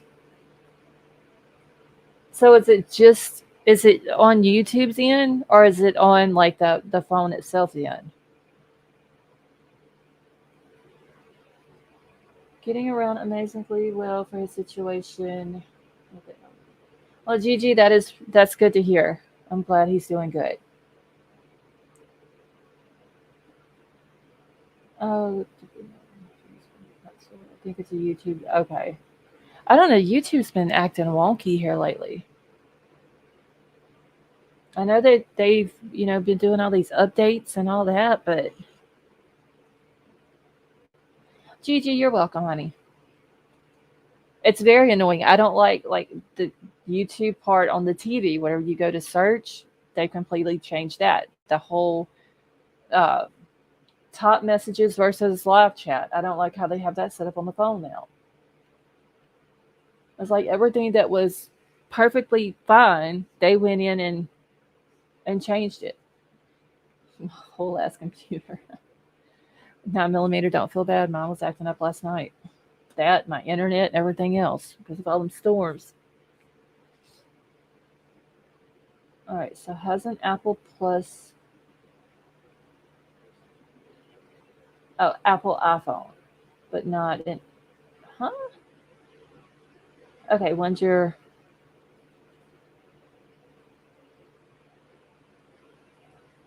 Okay, I get what you're saying. You have an Apple Plus and I Plus a phone, but not an Apple iPhone. Trying to be clever there, aren't you?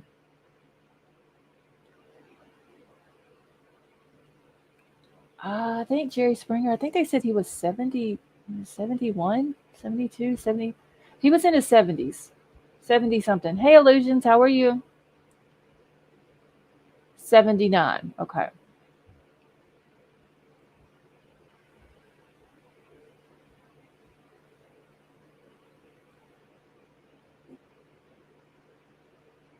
But they said that he passed away peacefully at his home, so.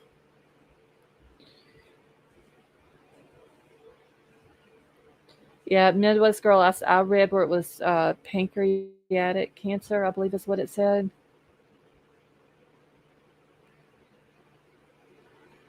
Which I didn't even know he was sick. I haven't watched his show in,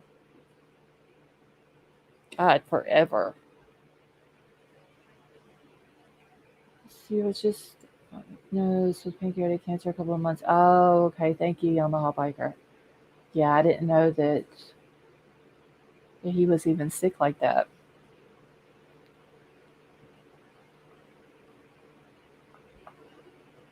Okay, I'm trying to look for something real quick.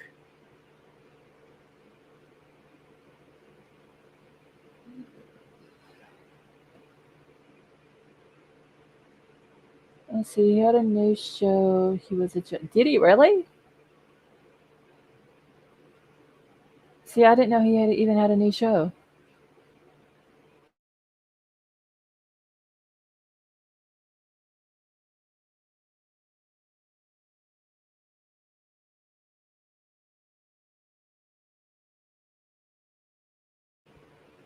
Okay. All right. Well, apparently, what I was looking for is not there.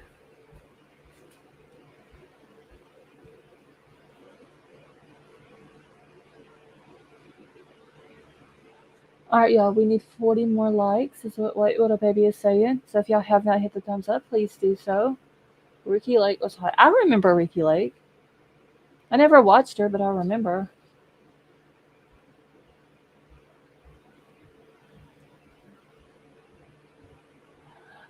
Nothing in particular, White Widow Baby. It was just something I thought I had seen on YouTube, but I don't know where I seen it at. So I'm looking. I thought it was something that was on News Nation, but it's not. I thought there was something else about Kohberger on there that was by. It wasn't by Banfield or Cuomo. It was with somebody else, but I guess that's not where I seen it at.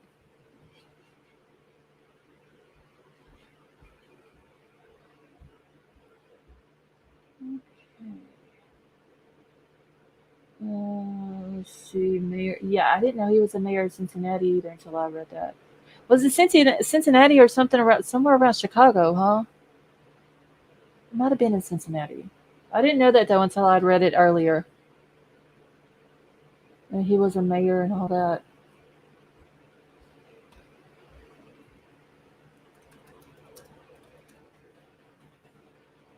Okay.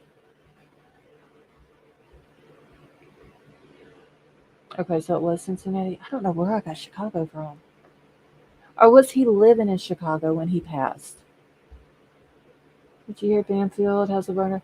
Tina Marie, yes. I actually played that video the other night.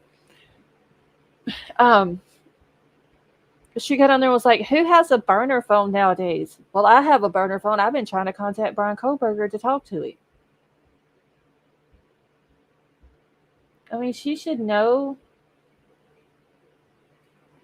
that he's not going to talk to her. I mean, he literally only talks to, I'm sure, his family, like mom, dad, maybe the sisters, and then his attorneys. Let's see, I believe he did. Okay, I think that's where I may be getting Chicago from, Heather. That video is funny with the cat comment. Wait, King Scarlet, which video?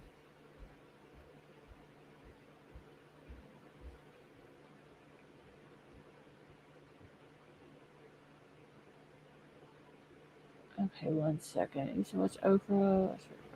Okay. Yeah, I mean, I don't know what Ashley was thinking by claiming that she's been trying to get in touch with him.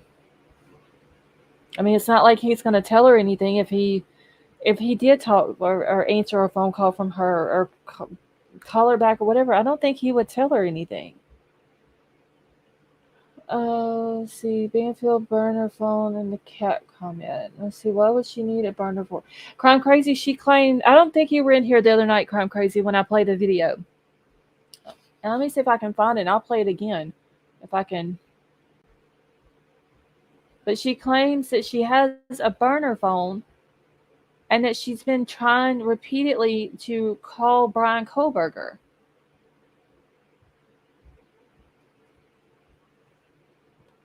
But I mean, what is the point? It's not.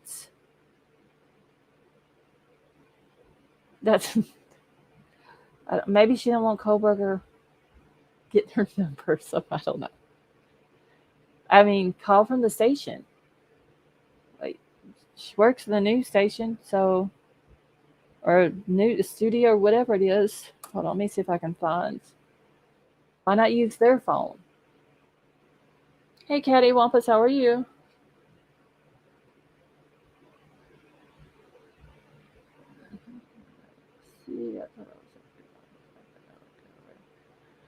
Okay, so Line Street in Cincinnati used to be where we found out it was. So my husband and I went to see. I thought I was talking to my husband, but I looked over and it was Jerry Springer. Oh, that is too cool, Caddy Wampus. Nina, I think she's talking about what is it, Tailmates? I think is what it's called, where you can request a phone call and then or a request to talk to the inmate, and then the inmate can reject it. If, I don't know if you were in here, Nina, several weeks ago, I had showed a screenshot that somebody had posted where there's like a on his tailmate thing, it's like a little green light that'll pop up and show that he's online. I want to say Plunder is also the one, or she had also talked about it on one of her videos. Um, but I'm sure that's how Ashley's doing it. Let me see if I can find the video. She would have had better luck with teleporting. Let's see. I don't remember how many days ago was that I played that about Ashley with the burner phone. Let me see if I can find it real quick.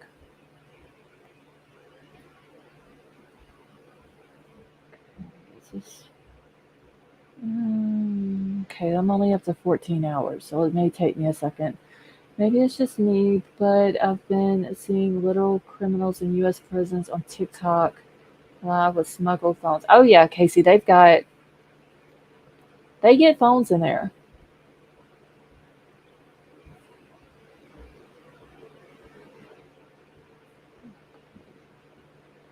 Ashley should borrow one of Lori's portals to get a Letitia Stouch vampire to do an exclusive interview. I had asked that last night. when I was streaming Lori's thing if anybody's going to try to do an interview with her after she gets to prison. Wonder if she knows what a real burner phone is. She probably just has a separate number. Cammy, that's probably true. Let me see if I can find. I want to say it was like 2 or 3 days ago I played it. I just got to find the video.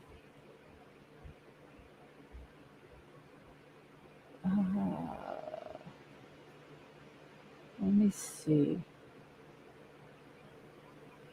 I should be getting close to it. My ex-husband was on Facebook Messenger in prison, and he called the prison and got him in trouble. Wait, Michelle, you're okay. So my husband was on Facebook Messenger in prison, and we called the prison and got him in trouble and sent him to segregation. Illusions, we're doing good. How are you?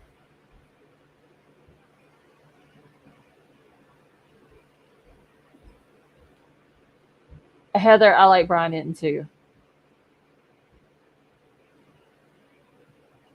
He's usually pretty on top of stuff that he's covering. Michelle, that is hilarious. Okay, give me just a second. I'm still scrolling through here. I'm trying to find the Ashley Banfield burner phone video. Ah, here it is right here.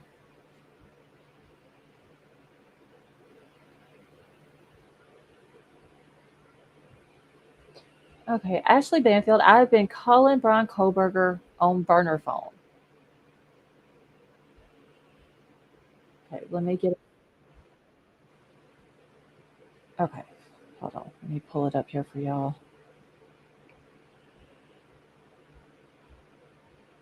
He's way too good for News Nation. Heather, I wish you would go to somewhere like a different company, honestly. And I think he's like the senior correspondent or something like that. I think that's his job title now, senior correspondent with News Nation.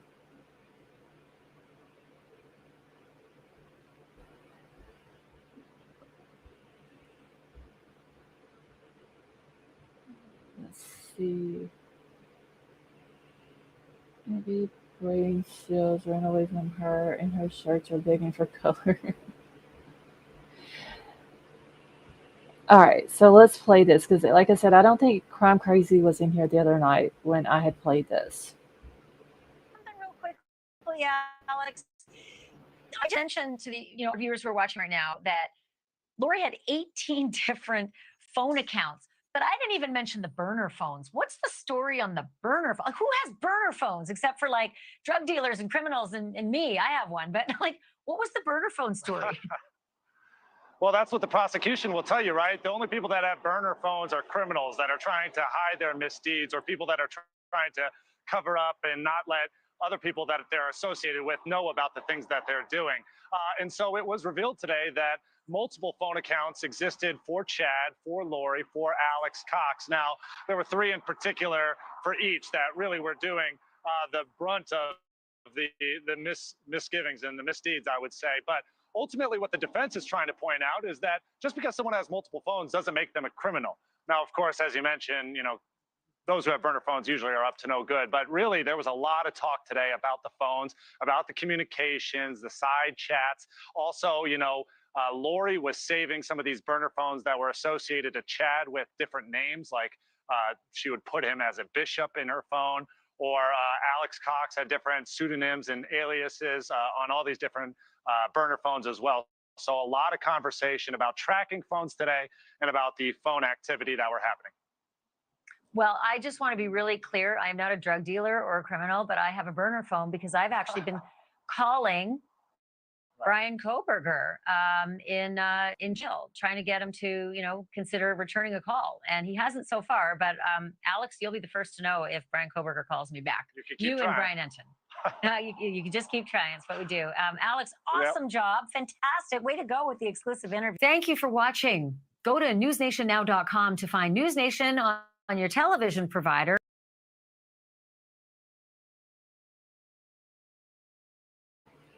Okay. Yeah, she just straight up was like, who has a burner phone besides these people, oh, and me?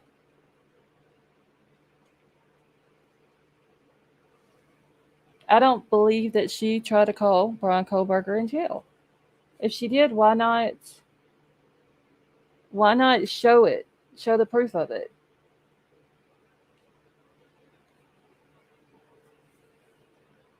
The guy that was just on the video with her, King Scarlet, is that who you're talking about? Justice Jane, how are you?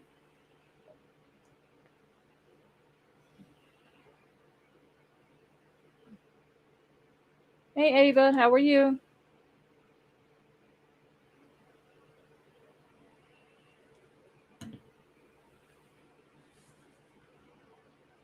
Angie, how are you doing tonight?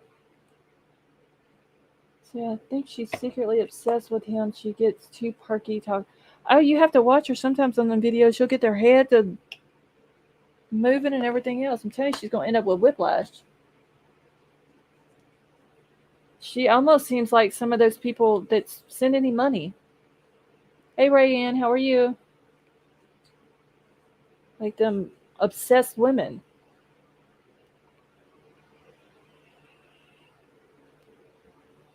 Justice Jane, yes, we're all doing good, thank you. I'm telling you, Tina Marie, watch and see. We gonna see Banfield one of these days in front of the camera with a neck brace on from whiplash.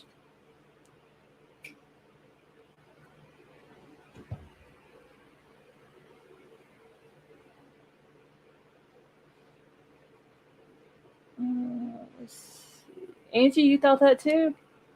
Hey, Crime Solver, how are you? Being too frisky. Okay. Let's see, it's my running theory. She's part of Reddit. Cammy, do you think she could be? Because you know that's a private group or whatever.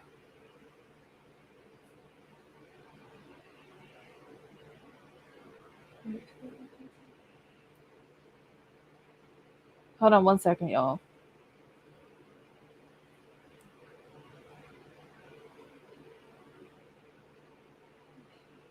Did I show y'all last night when we were talking about Kohberger and the investigation firm? Did I show y'all the Facebook group? And how many people they had gotten off? I don't remember if I showed y'all that.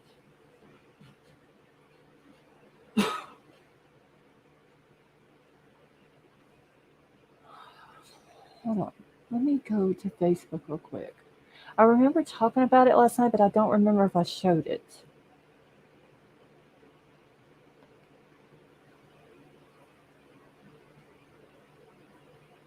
Ava, I'm doing good, thank you.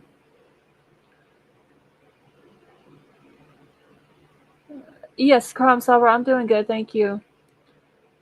Crime Crazy.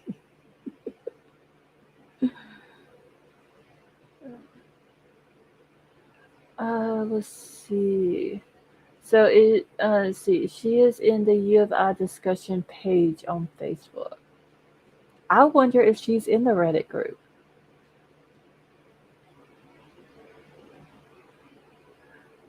Cattywampus, I don't know. I mean, why does she need to talk to Bryan Kohberger? She has all these sources. I mean, because she's putting out all of this information from sources like it's the truth.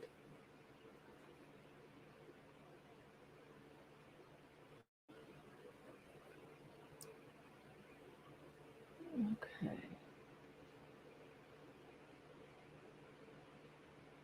Give me a second and let me find.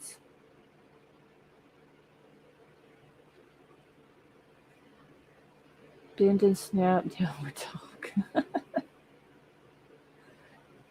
All right, let me find the investigation group real quick.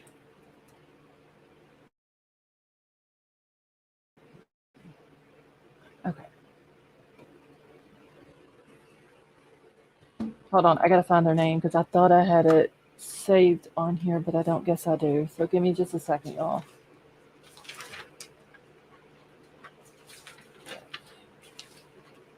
Okay, here we go.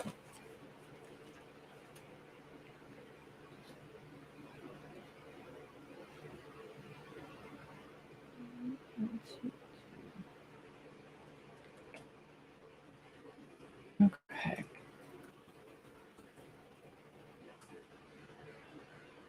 All right. Let me see if I can get it pulled up here now. Exclusive.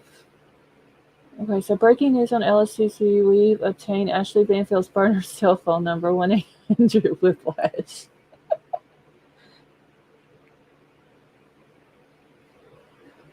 Oh, what the hell? Why did it not?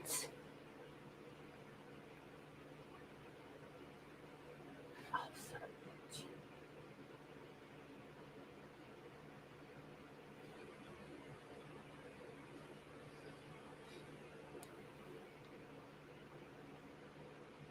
Damn it. Hold on a second, y'all. I've got to get rid of my YouTube chat for a second because it is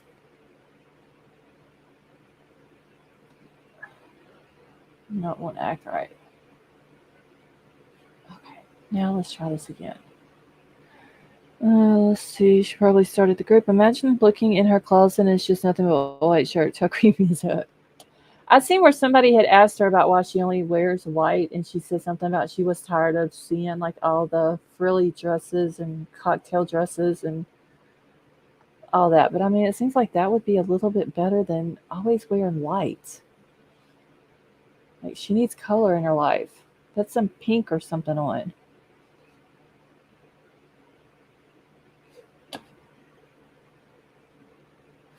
The white, honestly, in my opinion, makes her look very pale looking.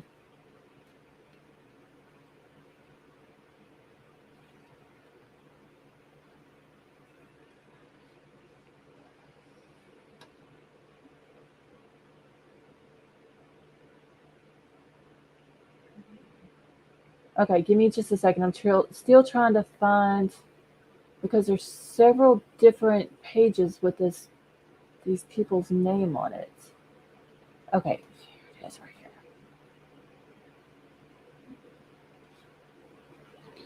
Must be a pain to keep the makeup off of. Gina Marie, you would think that that would be like a main reason why they wouldn't want her wearing white on camera. Hey, honey, how are you? BK has a female fan club. That's a joke. Hopefully. No, Donnie, he really does have.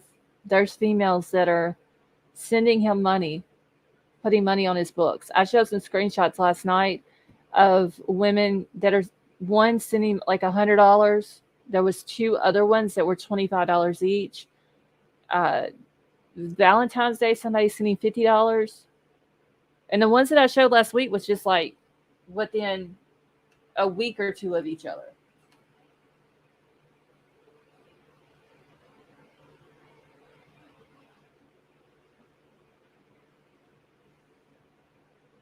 Okay. Give me a second. I'm gonna pull this up real quick so I can show it to y'all. Maybe she thinks white makes her look virtuous and honest. I don't know. I mean, she didn't want to wear like dark colors, like a light pink or light blue something. Illusions. Where can you see what? The screenshots that I'm talking about?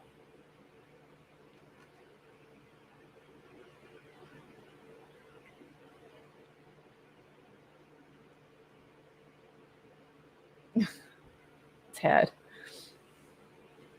A lot of people post them on other Facebook groups. Some people post like they'll do a screenshot. The people who are sending the money to him are taking the screenshots, taking pictures, and then posting it on like the Reddit thing that they have for Bryan. And then people are taking screenshots off of that and posting them on Twitter, Facebook groups, and all that. I think I got them off of Twitter. And it has Bryan's name on it and all that. So you know that it's going to him. Makes me sleepy. Gigi, that is fine, honey. So at least you're going to put money on a quadruple murders commissary account on Valentine's Day. At least send him $69. Yeah, they sent him $50 that day. And like I said, the other ones was all in March. The 3 that I showed yesterday, they were all in March, a few weeks apart of each other.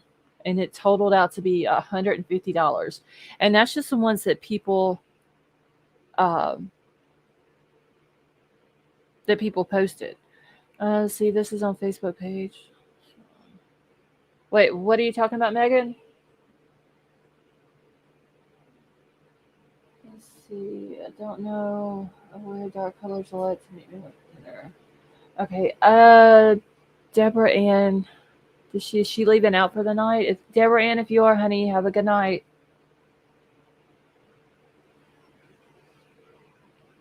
Okay, so this is the investigation group that Ann Taylor has hired to help with Bryan's case. I'll see, going to listen. Okay, Deborah Ann, that's fine.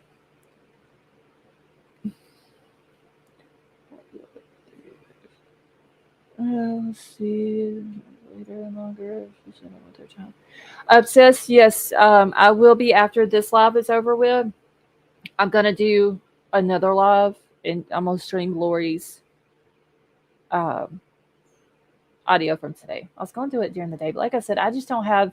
There's gonna be days I'm not gonna be home during the day, and so it's just gonna be easier for me to do it after the lives I have at night.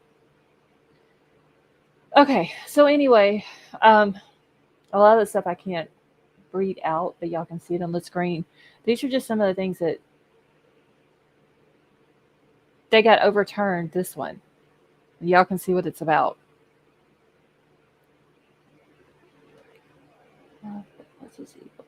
Ted, I never thought about that, but that is true. I mean, they've got a lot of cases overturned. Like, they've helped a lot of people. Apparently, these people are good at what they do, but I'm just curious about with the whole Bethany situation. Like, are they really going to be able to produce something that this girl knows or has seen, heard, whatever?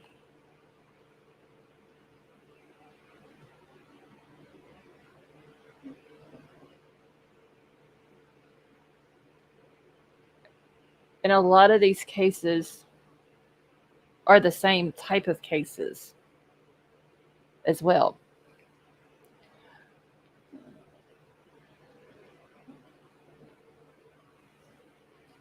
Let's see.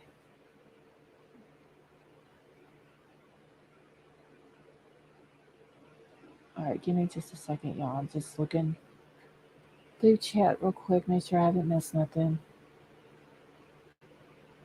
Like I said, I'm not reading all these, but y'all can see those, what they are, and what they have, the type of cases that they have won for these type of people.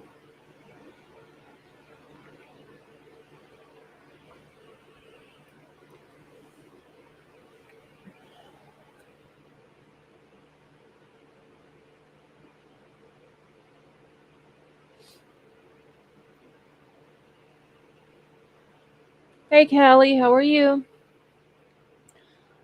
See, hey, y'all, finally caught a live before midnight. Callie, where are you at? Are you in California? Is that why your name is like that? Because I was supposed to say it's like 12:30 here where I'm at. All right, let me scroll down on these. Like I said, y'all can just see what type of cases that this investigation company has won for people. This one here was found not guilty in an SB case. The one before this one was an educator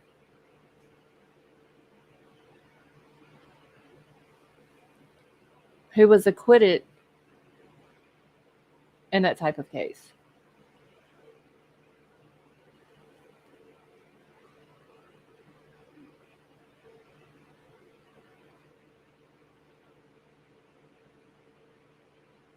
So I'm just curious of what they have been able to find um, as far as Bryan's case is concerned.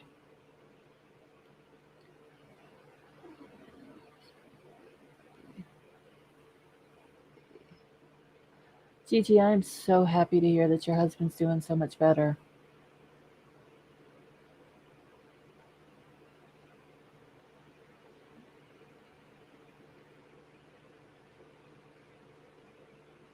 Okay, let's go down.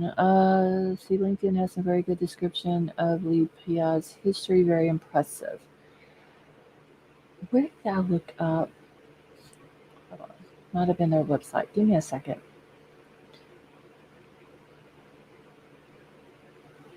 It's the president of the company and then the guy that is helping Anne. And there could be other people that work for them as well. I know that they have several attorneys that work for them, but let me see. Let me switch over to this one and I'll read this. Hold on just a second. What is this about us? Here we go.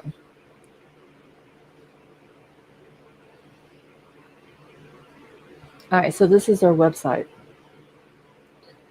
So they have more than 25 attorneys in Idaho, Washington, California, and Montana. They have utilized our services for investigation and in consulting on cases ranging from lawsuits to criminal defense work and labor law issues. Who pays Ann Taylor for private? I would have to go back, King Scarlet, and look how that was. Remember when the whole thing came up about how much she was going to be making and all this and that? It explained in there. I want to say that the private investigator, I believe Latah County is paying as well. And Gigi, you're welcome, honey. I know Ann was getting $200 an hour. Her co-counsel, was he getting $100 an hour? And then the PI, hold on, let me see if this is the notebook that I have right here in front of me that has all of that. And I think it's all being paid by Latah County. No, this ain't the notebook. I'll have to go back in a minute and find the court documents.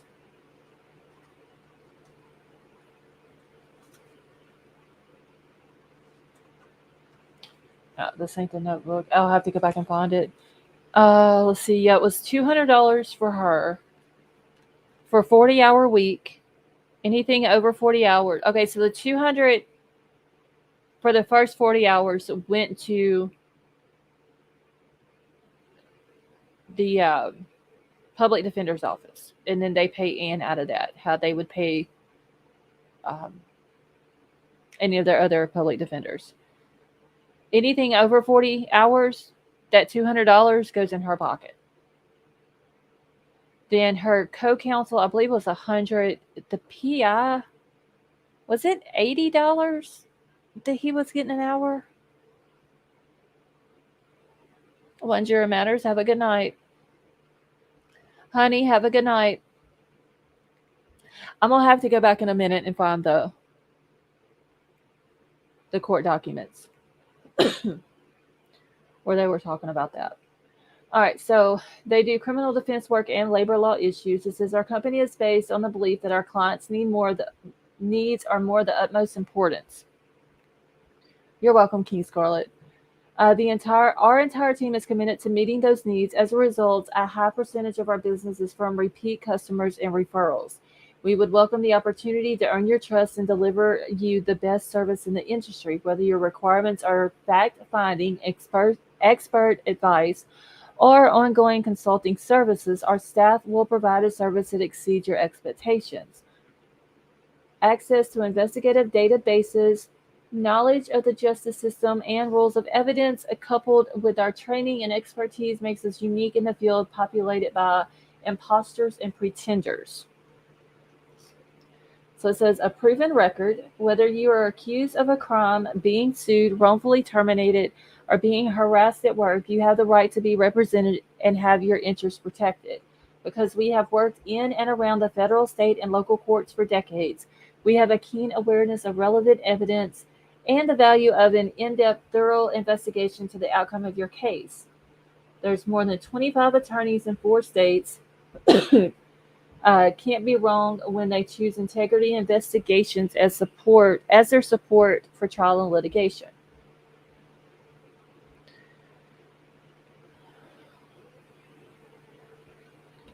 Let me see if I could find the guy. I know I seen him somewhere on here the other day when I was looking.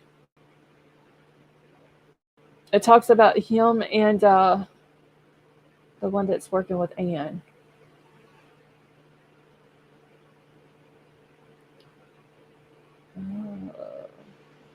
Apparently it wasn't here either. I don't remember where I seen it at.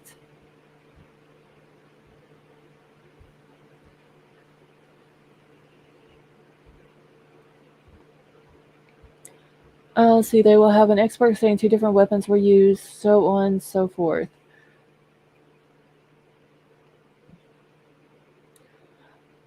I wonder how much of a role this investigator is going to play, though, when it comes to the preliminary hearing and then to the trial. Like, what have they gotten and brought to Anne to be presented to try to get him off on this? See, a cell phone expert, and the state pays for all that. Yeah, let me hold on. I'm fixing to go to the other website. To the state of Idaho website. Let's see. So he was arrested December the 30th.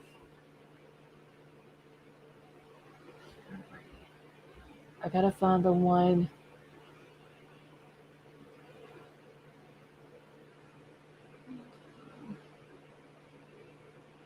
I don't remember when that was. When it came out, how much she was gonna be. How much she was gonna be getting paid.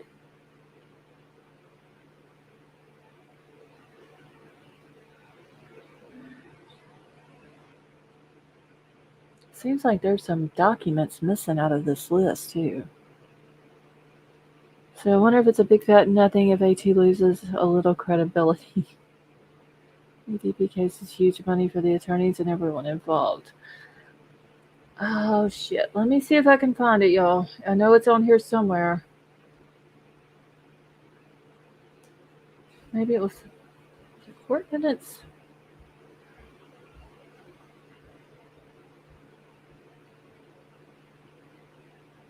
Okay, nope, it wasn't the court minutes.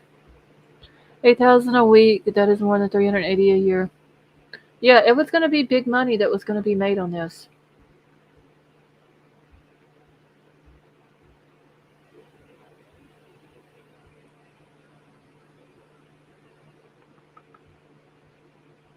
Okay. Hey, Truth Finder, how are you?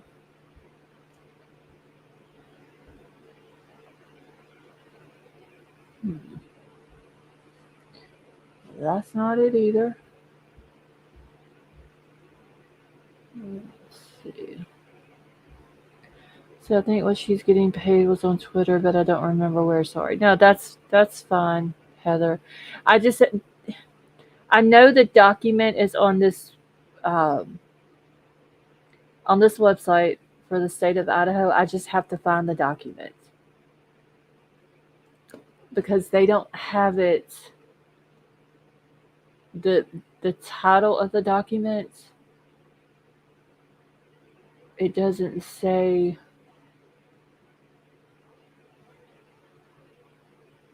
like payment thing or whatever. I know he got arrested December the 30th, and it was done around that time, but it wasn't put out during that time. Criminal complaints, invocation of rights. Feel a bit lost. Gigi, that is fine, honey. Sam, is you doing Lori Bellas last night? Thought you were going to bed. No, truth matter, I stayed up and played it. I'm gonna do the same thing tonight once I'm done here.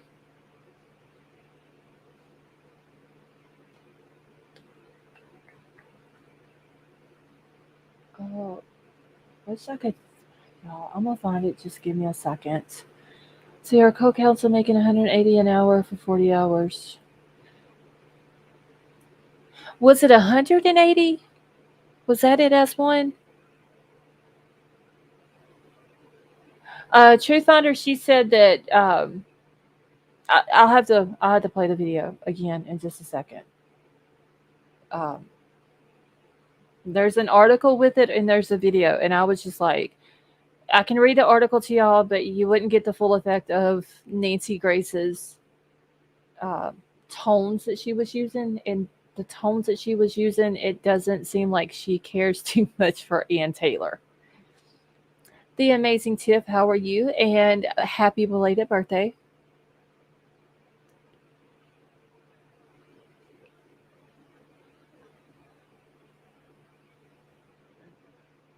Let's see. Ted, in total yesterday, I streamed 12 hours. I was tired this morning when I went to bed. Okay, so her co-counsel. Okay, so as one, do you remember what it is that the private investigator was going to be making? Hey, Glowbug, how are you?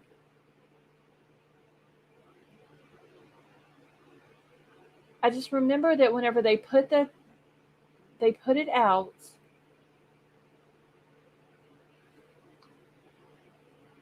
it was like way after the documents were actually done. Let's see, have to run. Came in, send a thumbs up. Thank you, Crime Solver. See, night all, stay safe out there. Thanks for the chat. Crime Solver, you are very welcome. And the amazing Tiff, I am doing good. Oh, I wish I could find this damn. Seems like that they have taken some of the documents off of this list.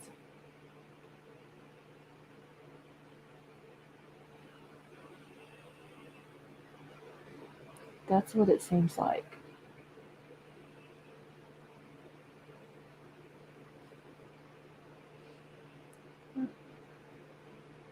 Yeah, Heather, it was 12 hours total, but it was actually broken up into 3 different lives.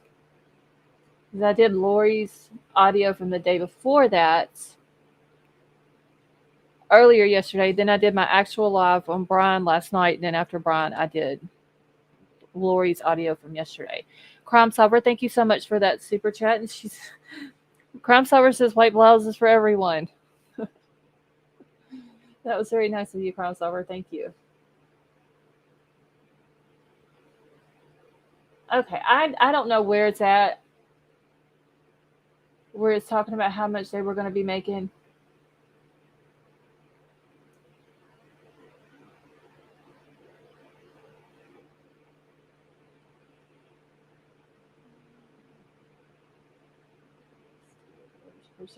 Okay, so they have the order to preserve the crime scene and evidence. We noticed that, or we didn't read that. Order appointing public defender. But this is not it either. Where is the it seems like they have taken the document off showing how much they have agreed to pay for the county of Latah.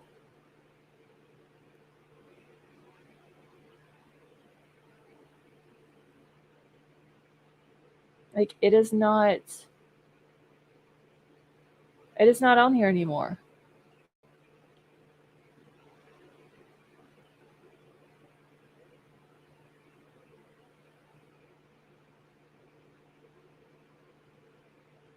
But I do remember she was getting at $200 an hour.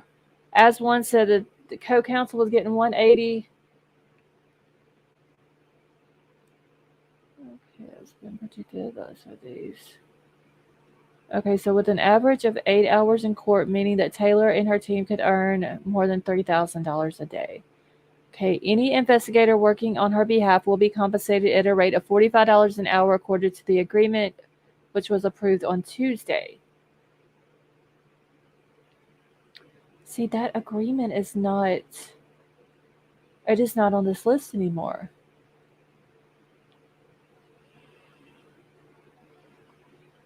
What was the date of that you're reading as one? Maybe I can find it by the date.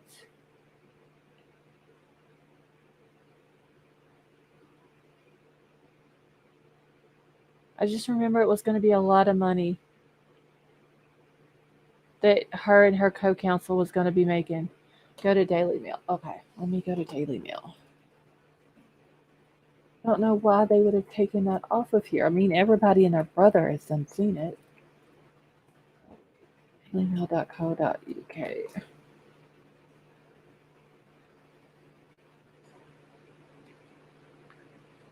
Okay, search.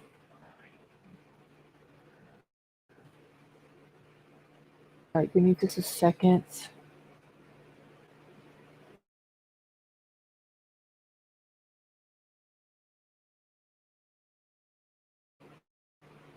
Okay.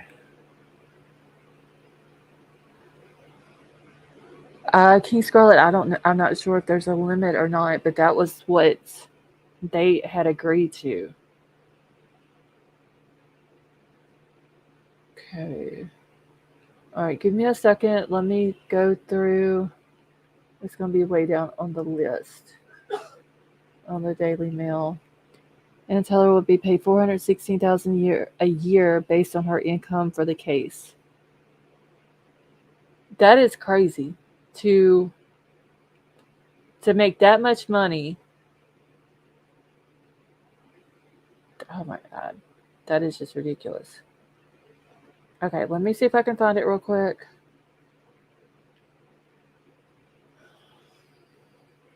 Daily Mail has put out a lot of stuff about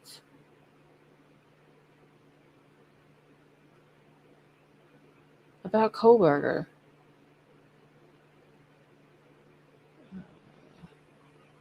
Maybe they needed to amend the paperwork and will be on the website at the end of the week. I don't know. But it's not on there anymore. Unless they change the name of it.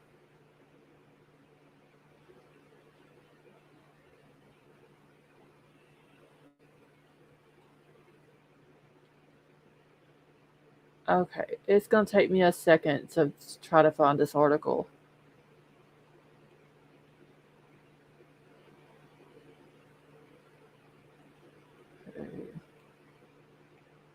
Hey, Roger, how are you? So remember when I told you Gabe would start at 350 to do? Yes.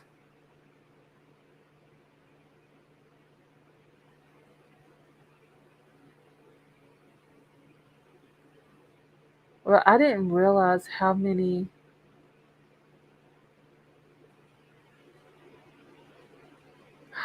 articles they did on him.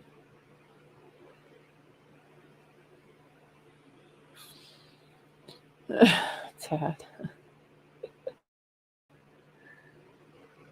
Okay, so as one, I should have just got you to email the link to me.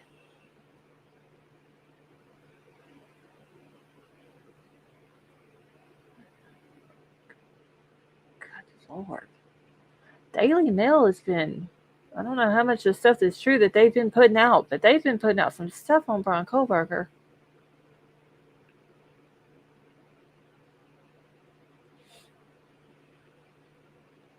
What's the scoop on the new attorney's estate edit? Hey, Delene. P Fox. Oh, I forgot their names. I can get their names in a minute. It's on that website. court. Give me just a second.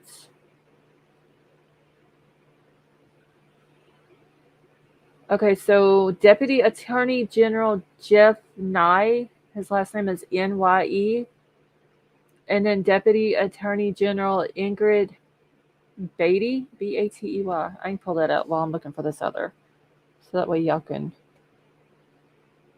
see their names. Taxpayers are playing. Yeah, can you scroll that? I mean, I don't know if it's based off of what she was already making, maybe, and that's what they agreed to. But I know that Latah County is the one that's paying Kootenai County.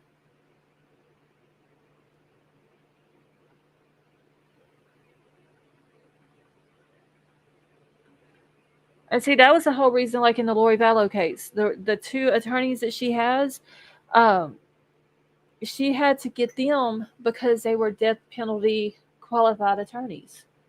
And now that the death penalty is off the table, like, do death penalty qualified attorneys, public defenders, do they get paid more than what just a normal public defender would get paid?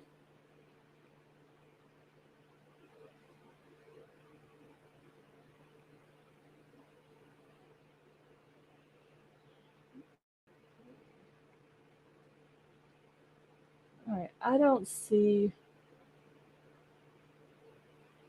the article.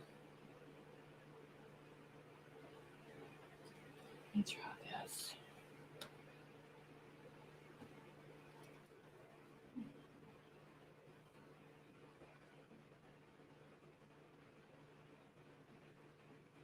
Let me see if I can do it like this. The taxes in Idaho will be through the roof for decades because of these cases. Yeah, I mean, which Chad's paying for his. He doesn't have a public defender. But Lori has two. Bryan has two. And they're all death penalty qualified attorneys.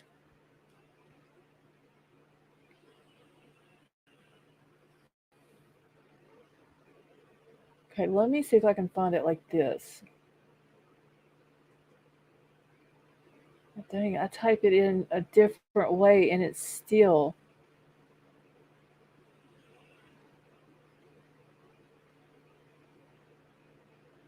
Okay, yeah, I'm not going to sit here and scroll through all these. I'll have to try to find it and have it ready for tomorrow.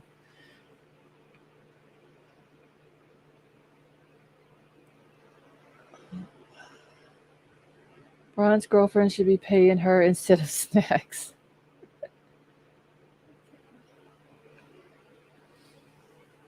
I mean, why? All these women, if they are so in love with him and they want him out of prison, why don't they pay for his attorney? Why don't they all get together and throw in some money in the pot and try to hire him an attorney?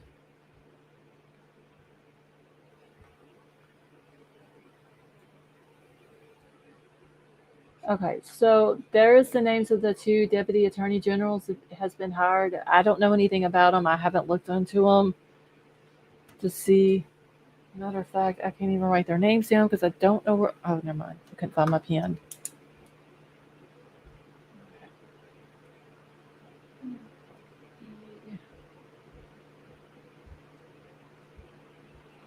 Hold on, I'm writing their names down now. Let's see.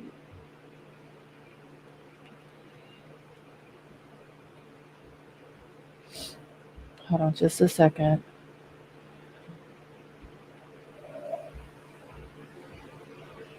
Okay. Let's see. I wonder if the prosecutor takes into court how many death penalty cases are going on and how much is costing the state before declining if they will go after the death penalty. I don't know how they consider that, if they do it like that, or if they do it based off the nature of the crime. If that makes sense. Like, if you have someone who just goes out and shoots someone and kills them, but it's premeditated, therefore it qualifies for the death penalty, versus a case like Bryan's. So I wonder if they take, if they have to choose, like pick and choose, like what do they base it off of, or did any of them that is, death penalty cases, and there's, they don't offer them a plea deal, do they go no matter how many of them it is? I don't know.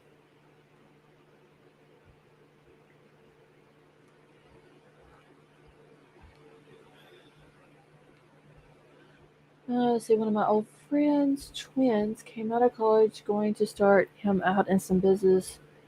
95,000 and apologize, that was low. Oh wow. Okay, the Crown designates if it's qualified, but I'm saying, do they look into the cost if there's an option? I don't know. That's a good question, though.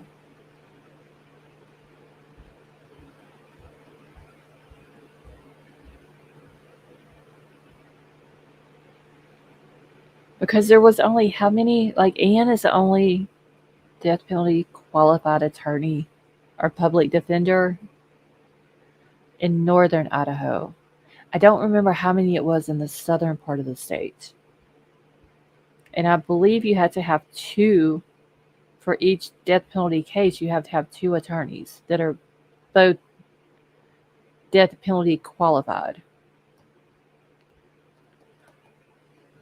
So just the death penalty cases in Idaho right now, it's probably racking up a lot of money. Right, yeah, the prosecutors also pay by the county. That is true. I don't know. There's the state of Idaho is spending just on 3 cases right now a lot of money. Probably not so much now on, well, yeah, on Lori's too, because they're paying. She has public defenders. They're shelling out a lot of money right now. The state of Idaho is.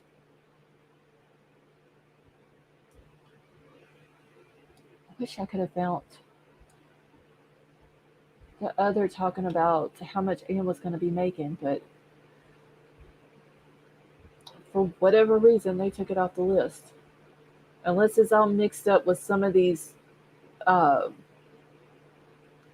search warrants that they had released a few weeks back. It may be all mixed up in that.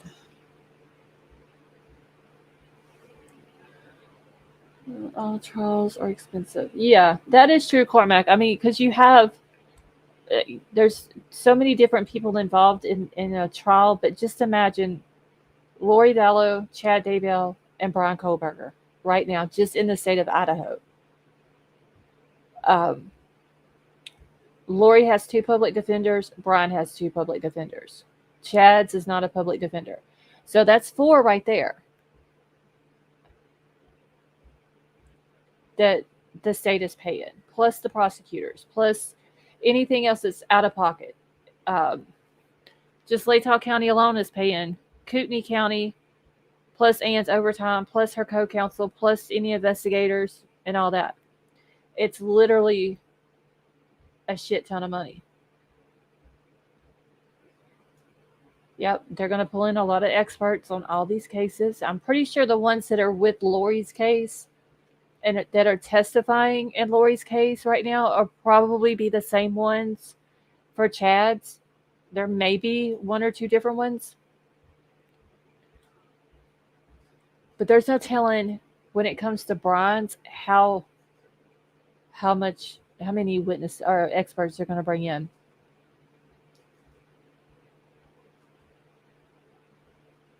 Okay, so public defenders only have the obligation of making sure that the defendant's rights are not violated. That is their only obligation. Hey, baby boop, how are you? I feel like Ann Taylor is a clothing company. Oh, yes, I forgot about that. They have to pay for Ann's travel, her food, and if she has to stay down in Latah County, co-counsel gets the same thing.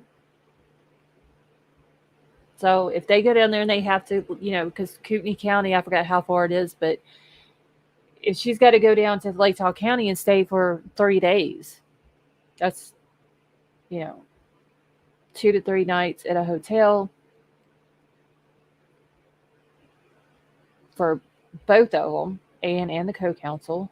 Then you've got all the food plus the travel.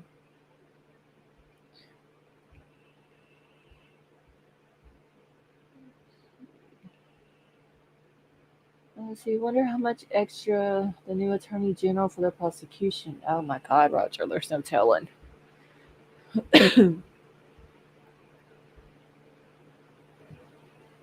Let's see. And bet they aren't staying in a motel. Oh no, Angie, because see, there was nothing in there that said, um, as far as like food and accommodations, like within reason. There wasn't a gap or anything like that in the paperwork. So yeah, she could go stay at like the most expensive hotel there is, and they're obligated to pay for it. See, don't forget about the let's see, the student that died. Case with Emma Bailey, co-defendant out of Washington State. Yeah, because I said that Emma Bailey was friends with uh, Kaylee, Maddie, and Sienna. Posted in a co-counselor paid this week. Okay, thank you, baby boop.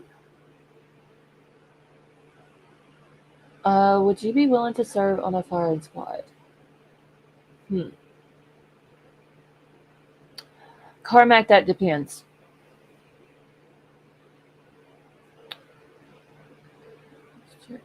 Probably renting a house due to all the hotels being booked. I mean, honestly, if it's her co-counsel, like the private investigator, stuff like that, it would probably be better if they just went in and got an Airbnb, honestly. If they're going to be down there for long periods of time.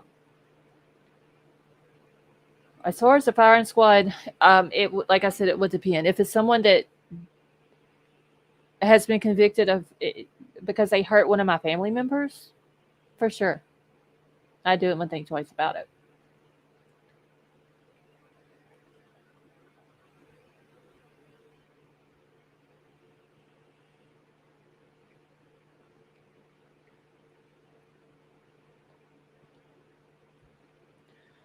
Let's see. Oh, and yeah, for the trial, I'm pretty sure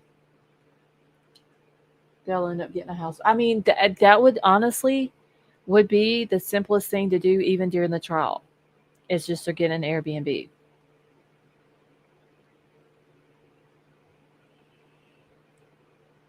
I mean, it's better than staying in a hotel, honestly. Let's see. Hi, Scarlett Mods chat. In answer to your question, Scarlett, I'm not doing good at all. Honestly, at the end of my rope, I'm ready to. Baby Boop, don't say that, please. We all love you here. We don't want to hear you saying stuff like that.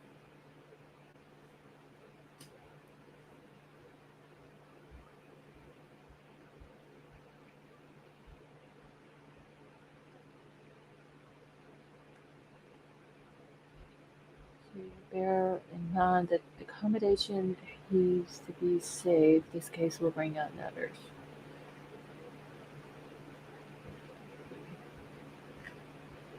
Yeah, musical. That is true. Like I said, though, because look how many people. Just Ann Taylor, co-counsel, and if she has anybody behind co-counsel on the team, it's going to be a lot of them. It would just make better sense for them all to go in on a Airbnb, and then, they just all chip in on the money. I mean, they're all going to get it back because Lake County's going to pay for it. So, let's see. State Representative Bruce Gregg said officials can't get a hold of the lethal drugs of firing squad. Oh, yes, as when I remember, as soon as he came out, there was an article that came out about him introducing the bill or whatever for that to come in effect for the firing squad.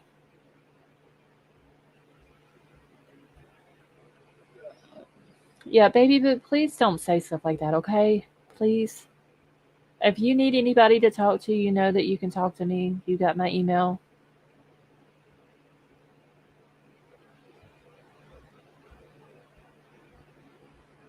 But you do have people here that love you, and we don't want to see you hurt or anything like that.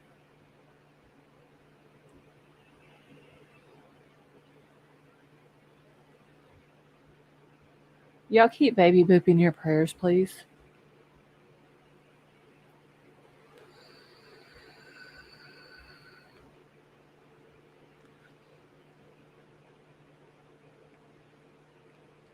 I don't like hearing that. That makes me sad.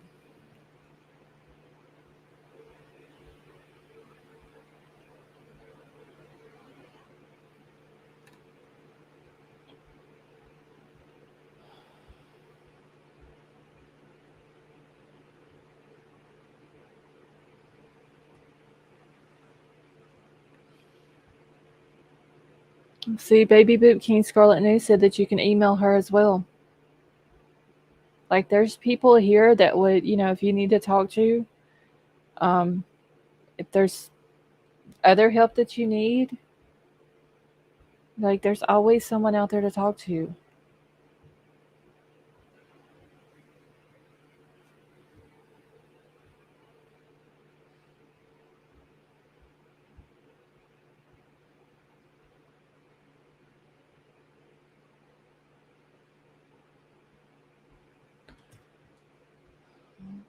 Hey, Julie, how are you? See, Baby Boop said, thank you for all your kind words and prayers. I'm sorry for putting this in chat. It wasn't right for me. No, Baby Boop, that is fine, honey.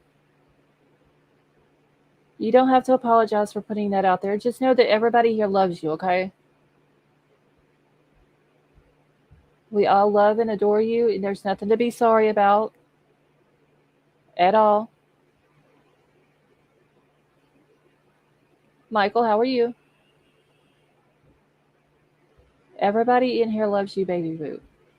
We love having you in here with us, so there's nothing to be sorry about. You've done absolutely nothing wrong.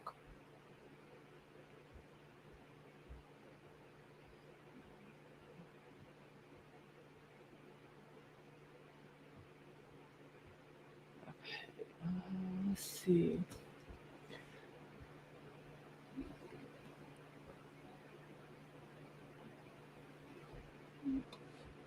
Okay, let me check one thing out real quick.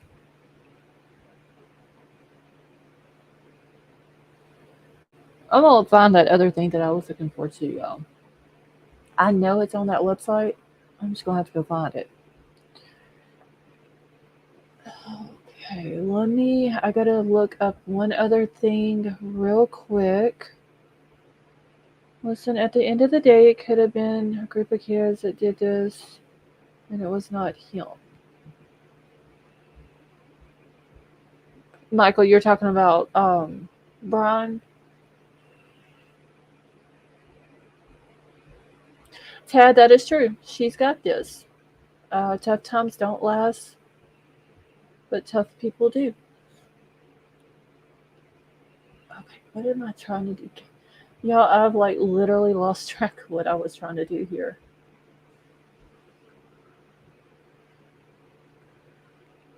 Okay, let's see here.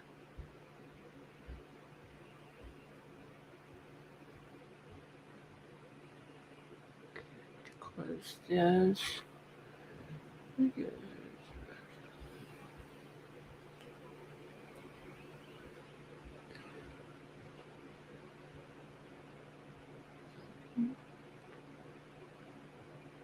Alright. I'm trying to read everybody's comments real quick before the chat jumps up. Oh, bless me. I like to approach the case from many different angles, like a defense. Michael, that is completely understandable. Excuse me.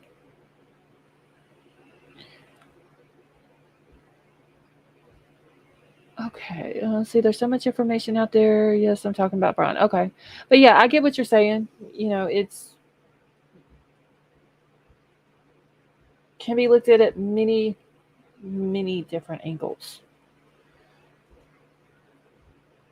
But what gets me is like all of these people putting out misinformation and running with it like it's facts.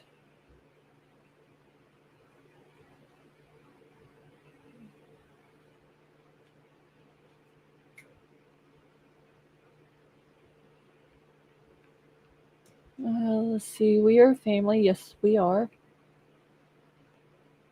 All right.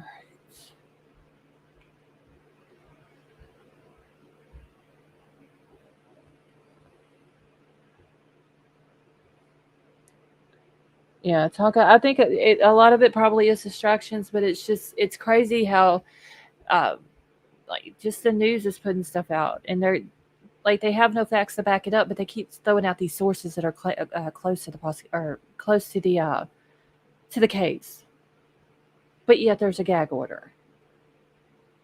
It just makes absolutely no sense.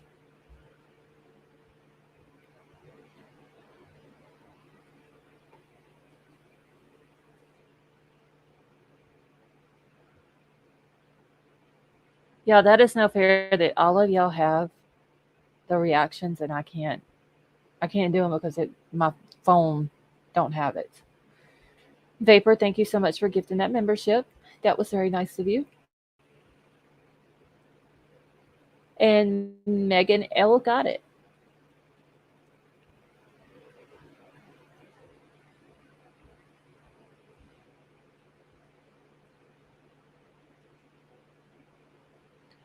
Let's see. Many pieces of a messed up puzzle. Just and I honestly, it would take them forever to get this puzzle put together. I think honestly,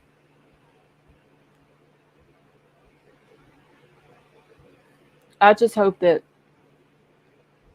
when this does go, whether it goes like the prelim or even on to trial, I just hope and pray. Hey, Allie Cattails, how are you?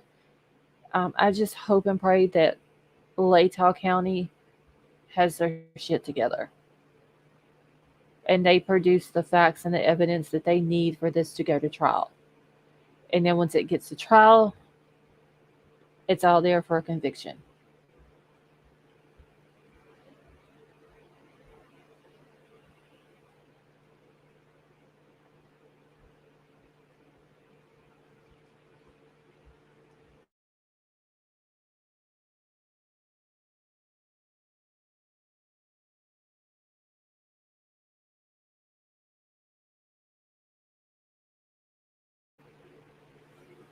Okay, let's see.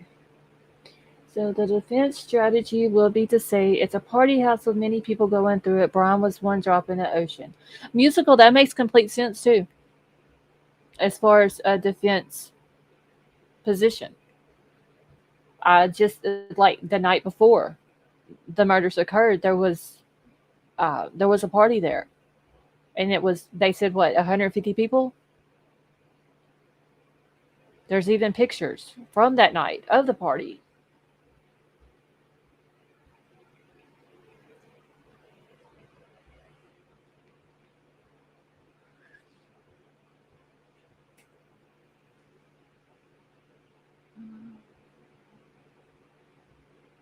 Hold on just a second, y'all.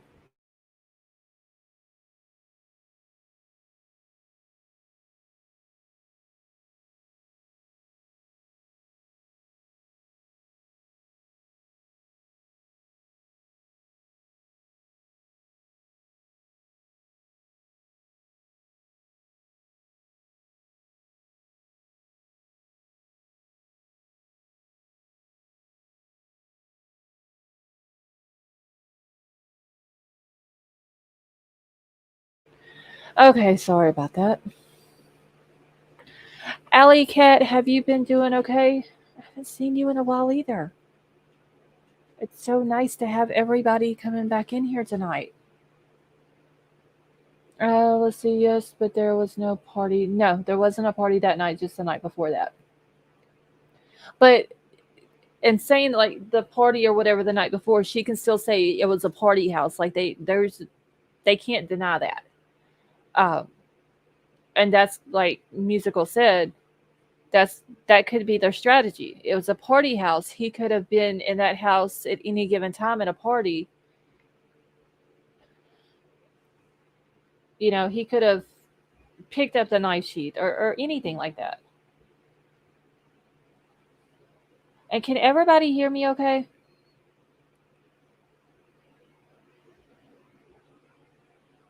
Because my internet is starting to act up over here. Okay, what is your thoughts on... Okay, I just want to make sure y'all could. What is your thoughts on BF said to have come face to face with the intruder and witness as one? I read that article last night. I think it's complete bullshit. Because they're saying that it was stated in the affidavit that she saw that, okay, first, she lived on the first floor, which we knew that's where her bedroom was. But it says that her living on the first floor, she saw a naked man running through the rear sliding glass door, which we also know could be impossible if she was on the first floor because the back sliding glass door is on the second floor. And it also said that she found the witnesses, or not the witnesses, the victims, which we've all heard that it was one of Ethan's friends that Dylan had called over there that found them. So I think it's completely crap. I mean, we know that Dylan is the one who saw the guy walking towards the back sliding glass door, not Bethany. Because it was, if y'all remember, and this one of the sources said this, that Bethany never even seen what happened upstairs. She came out of her room, went out the front door with the rest of the kids that was out in the front yard, which we don't know if that's actually true or not. She could have been downstairs in her room whenever the guy came over that Dylan called, and he found the bodies. She very well could have come out of her room from all the commotion and went upstairs and seen everything.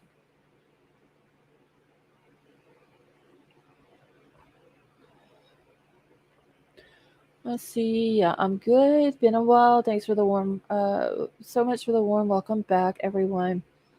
Alley Cat, you are very welcome.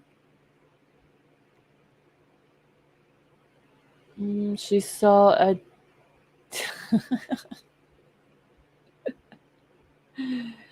Didn't Dion call all the roommates after hearing as one? That's what was said, but I don't think that's been confirmed either.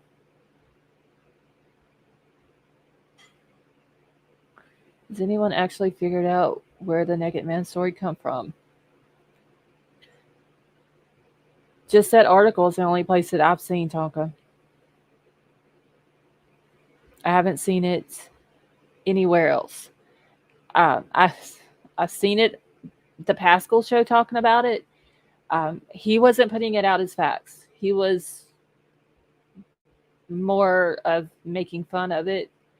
I can't repeat what all he was saying, but if y'all want to go check it out, he talked about it yesterday morning on a live.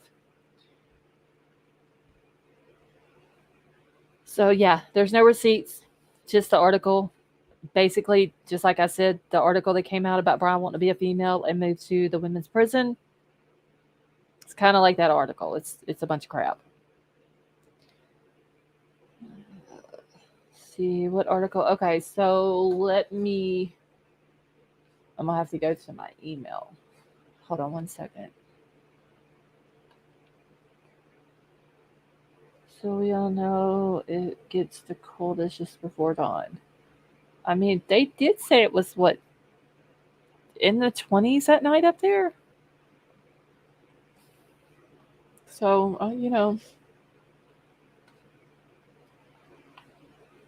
Okay, it was Mira.com or themira.com. I don't know who the guy is that wrote the article, though. Or it may have been one. I don't know who the person is that wrote it.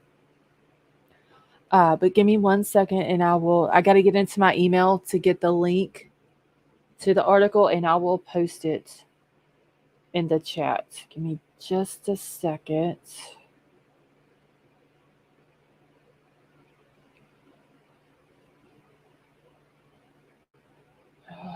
Let's see.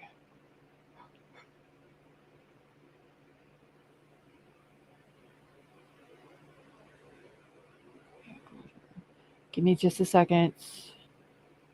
Trying to find it. I figured it would have been in my.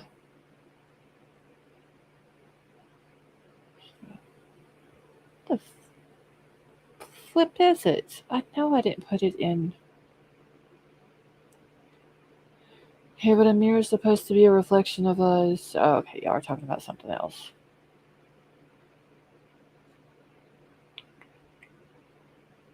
Let me see if I put it over here. Okay, here we go.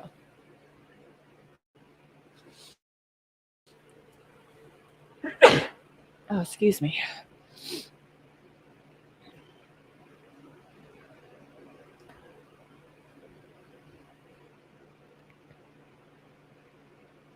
Every time I hear bushes, I think of Gian. That is too funny, Dad. Still thinking about where that eyebrow was from. Thank you, Allie.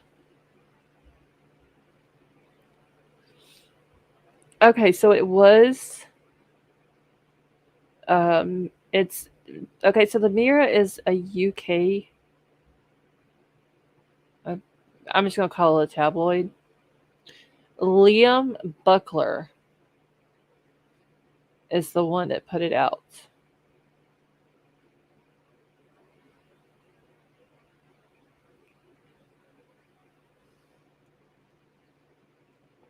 There's the link to the article.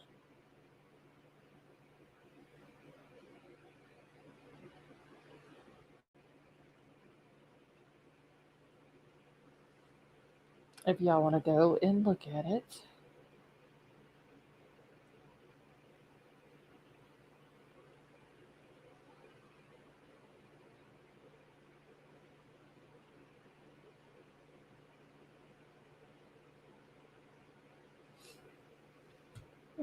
Let's see. Did the article have any pictures? No, just I think a picture of Bryan, but that was it. Thank you, Glowbug.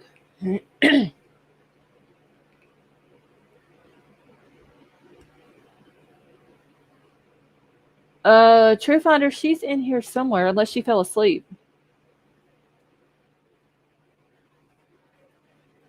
I know she fell asleep on us last night, Crime Crazy, while we was watching Lori stuff.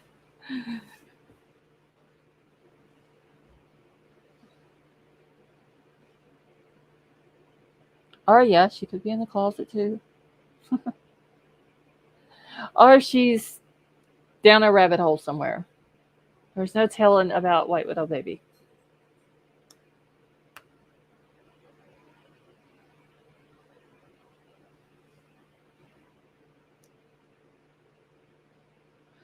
That she has. She actually didn't even go to sleep the other night, Crime Crazy, and I told her she needed to go to bed. She teleported to Hawaii. Did anybody watch Bryan who, Carmack?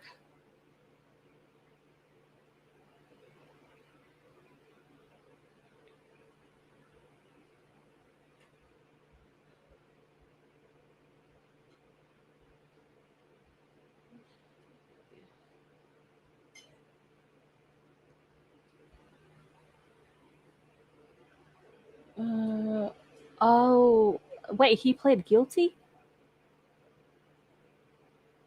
I knew he was supposed to go to court today, but I didn't know he pled guilty. I seen where his mom had hired a PI or something because he thought that his wife was running around on him. Oh, not guilty. Okay. I was about to say, I didn't know. I knew he went to court, but I didn't know he was going to plead guilty. See, I don't miss all the nighters, and I don't mind saying it.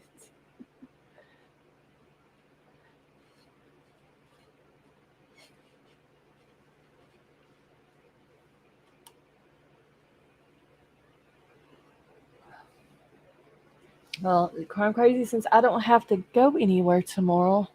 It's it's like I didn't today. It's easier for me to get like all of my my regular live and Lori's live. Just do it in one night. Let's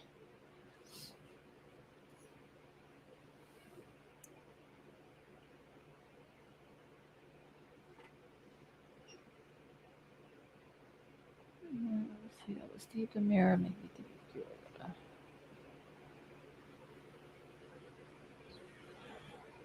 Penny Brown Walsh's mother is somehow involved.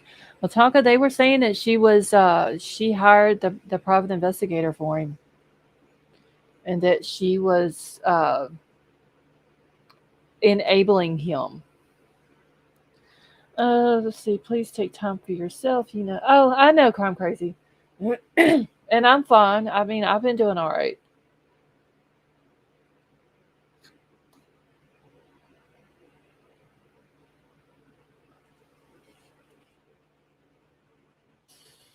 Here.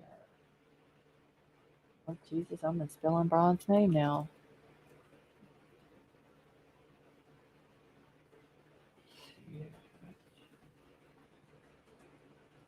Hold on, just 1 second. Okay, I like the back-to-back lives. Well, Carmack, we're gonna be doing another one tonight.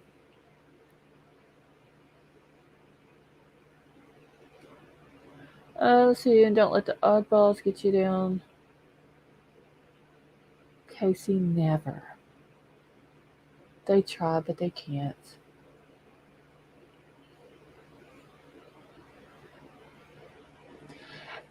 It, the Walsh lady, they never have found her either, have they?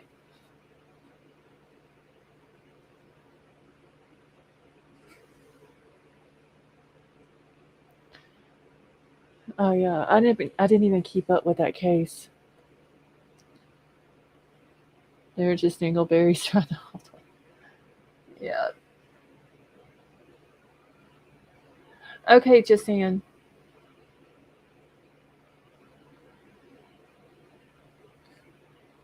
Trying to still find the article, y'all, where it's talking about Ann Taylor and how much she makes.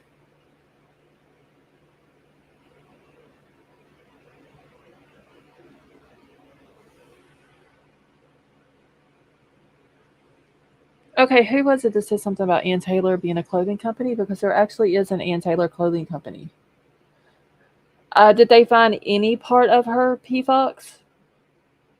It's only 4 p.m. here, so I'm good. Oh, wait, Megan, you're in Australia too, right?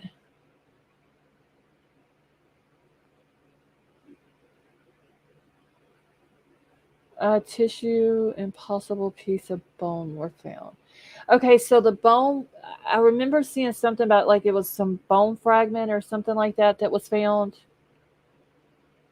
but that was it. Like there wasn't any other um, body parts that was found. Let's see, it was her yearly salary at 200,200 an hour. Yeah, I wish I could find the actual court document though. Like I don't know if it would have been a court order, but there was a court document out on it. Me, you remember Scarlett? I said there was a clothing line. Okay, I knew King Scarlet. It was somebody that says something about that Ann Taylor sounds like a clothing company, but there actually is. When I was just looking her up, there's actually an Ann Taylor clothing company. You know what you need. Oh, okay. All right, let's see what Troll just sent to me.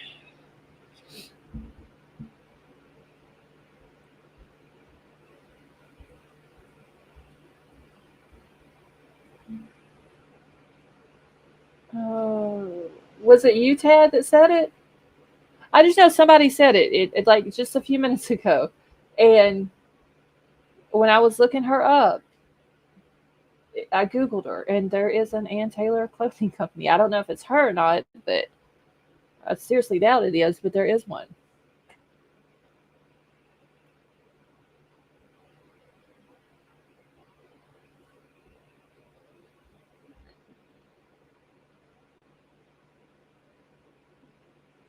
Okay, so Julie says yes, I have some of her blouses. Okay. Yeah, I didn't know that there was an Ann Taylor clothing line. Okay, Troll has now sent me the article. Came out February the 16th.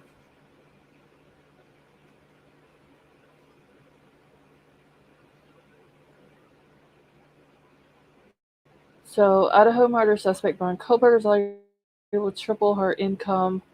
200 an hour agreement to defend him on the taxpayer's dime despite multiple conflicts of interest with students' families.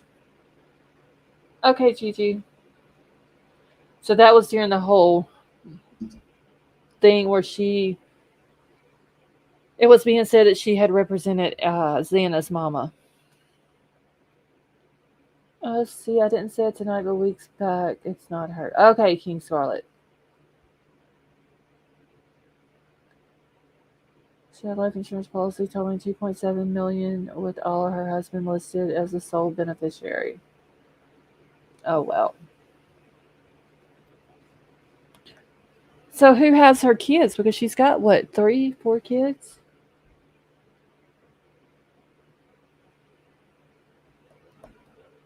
Yeah, Maddie's dad and her stepmom, I believe it was.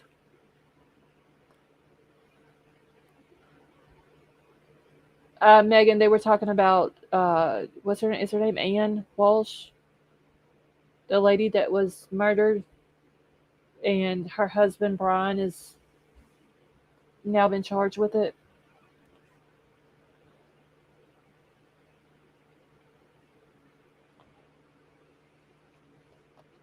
All right, I'm gonna pull this article back up. I know we've done seen it, but I'm gonna pull it up anyway.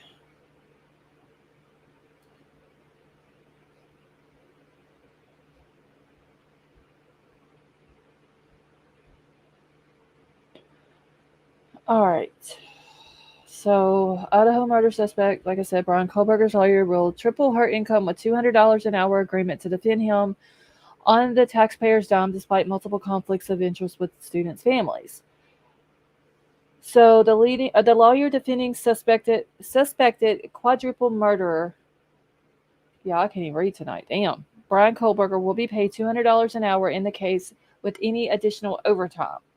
So Chief Public Defender Ann Taylor will be paid by Kootenai County for her 40-hour work week, with Latah County agreeing to give the funds to Kootenai for her work. So any overtime that she occurs outside of those 40 hours will be paid by Latah directly to the attorney, with the second lawyer supporting Taylor in the case being paid $180 an hour.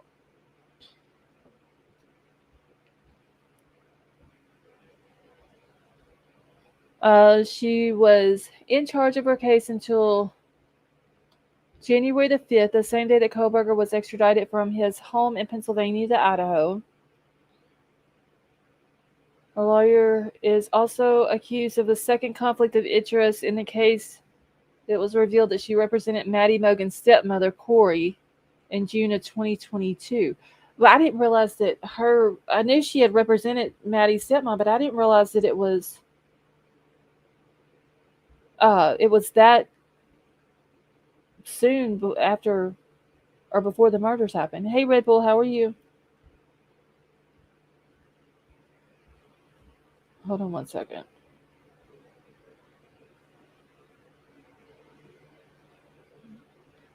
Let me answer this back real quick.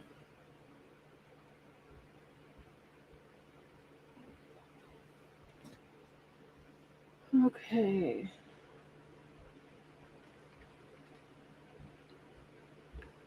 All right, so she represented Corey back in June of 2022 and oversaw a case involving Maddie's dad, Benjamin, in 2020. So we know that Kohberger, what he's accused of and all that. So experts previously told Daily Mail that they would not be surprised if there was no one else that could represent Kohberger in the case despite a small pool of lawyers in Idaho. In 2021, Taylor earned $118,866, but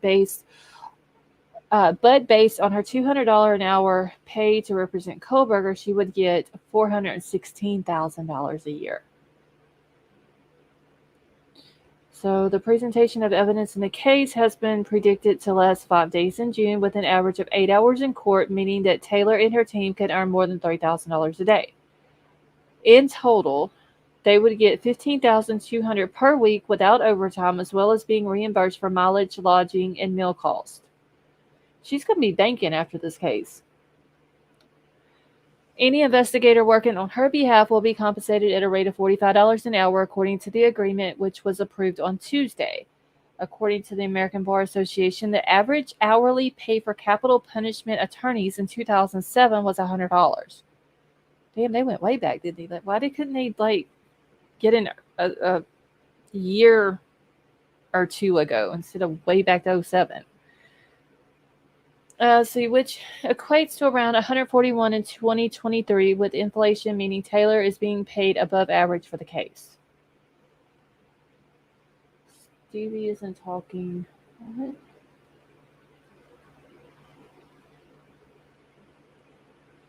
Okay. All right. Shit. I'm trying to get my mouse over here. Okay. I wish I could still find the court doc. Either way, she's going to be banking after this. Everybody's going to know who she is. Even outside of the state of Idaho, they're all going to know who she is. Is money worth the criticism she will get? I mean, honestly, Tad, money will make anybody do crazy things. Or I shouldn't say anybody, some people. I mean, she may look at it like the money's better than worrying about the criticism. Seeing down the road that they will all write books.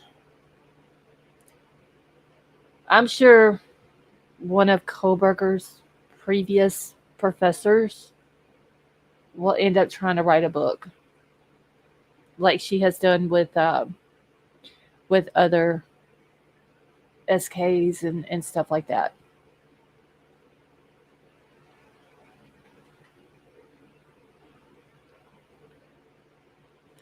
Her pay is peanuts compared to the money from the book deal.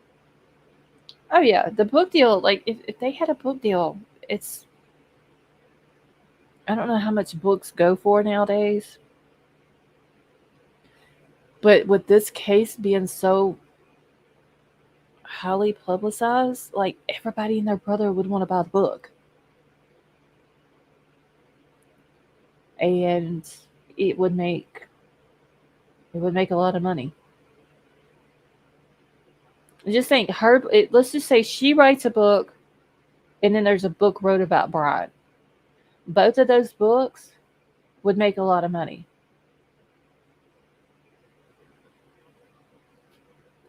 The movie deal also. Yeah, see, that's just like Gabby Petito's and all them. What is the point of watching the movie when you know that the movie's not going to be like what actually happened? Gabby's, Lori's. That's why I haven't even watched them, because it's going to be completely different than what we know actually happened.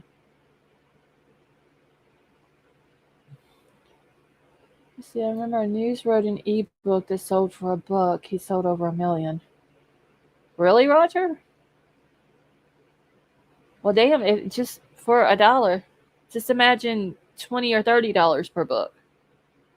Like I said, I don't know how much books go for, but these would be like popular books. What it's worth to lose your own soul. Julie, I mean, people they'll sell their soul for money because they think that money is more important than anything else.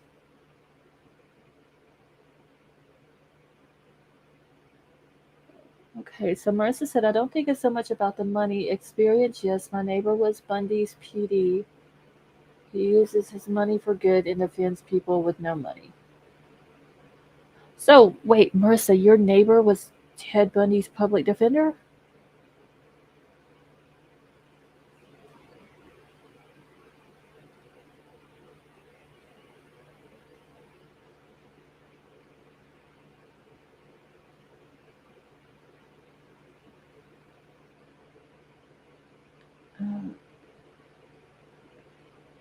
What time is it? Hold on just a second, y'all.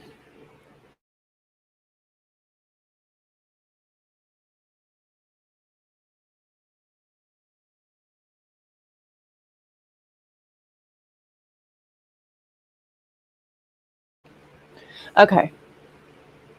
So another thing, talking about movies and books, what about Netflix series? Think of how much money they make off of that.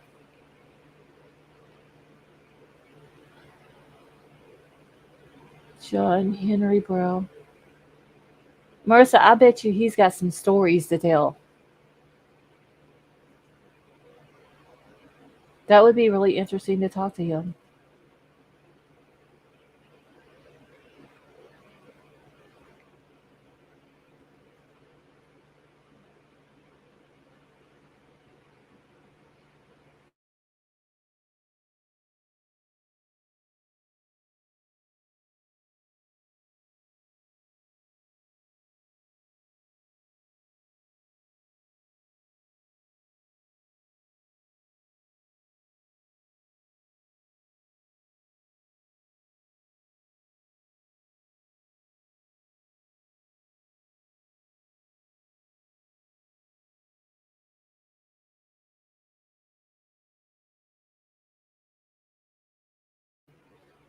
Okay, y'all, I had y'all muted for a second. It wouldn't unmute.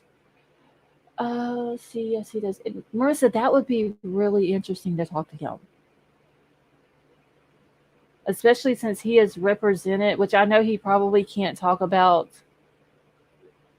certain things, but just the fact that he has represented someone kind of like, well, actually, I think Ted Bundy was worse, but you get what I'm saying. Kind of like the same situation.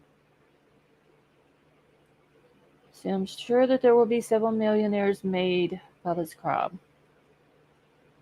Ray, how are you? And see, that's the thing. Bryan did this. He took away these four kids for absolutely no reason. He hurt their families. He hurt his own family. He hurt a lot of these kids' friends. And then on top of it, he's going to make a lot of people rich by his actions. See, he has represented defendants in a number of high-profile cases, including serial killer Ted Bundy, Colton Harris Moore, known as the Barefoot Bandit, Benjamin, and Martin Payne. Oh wow! So he's represented a lot of well-known people, even though they were bad people. Ray, yes, I'm doing good, thank you. Yeah, he would have a. There would be that would be a guy right there, Marissa. Seriously, that would be very interesting to talk to, just to hear his perspective on this case here. Like what his thoughts are. See, I hope Brian's family got some help. They must be having a tough time too. Megan, they probably are. Because it's been said, and now I don't know if this is true or not. Once again, it came from News Nation that both of Brian's sisters had lost their job because of who their brother is. So I wonder if he thought about that, like the effect that it's going to have on his family.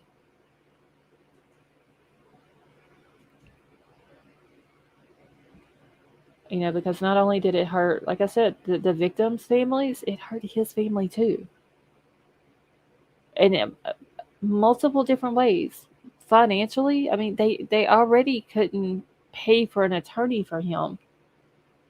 But if it's true that his sisters have lost their jobs, if his parents, if they can't get work because of what he's done, and people look at them differently now just because he's their son, like he ruined a lot of people's lives, including his own and his family. Okay, The Devil's Defender, My Odyssey Through American Criminal Justice from Ted Bundy The Kandahar Massacre. I bet you that would be a good book to read. Marissa, I do too. Now, I feel bad for them, but if I was to find out with proof that they knew something and they didn't speak up, it would be different. Julie, he has public defenders. So basically, the state of Idaho or the taxpayers of the state of Idaho is paying for his defense. But could y'all imagine, like, people probably look at his family different now?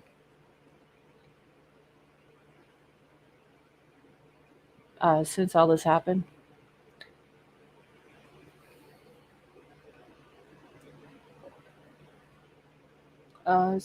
His parents could be retired. I don't know.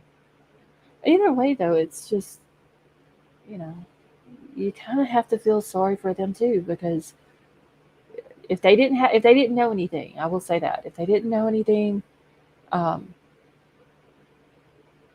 you got to feel sorry for them.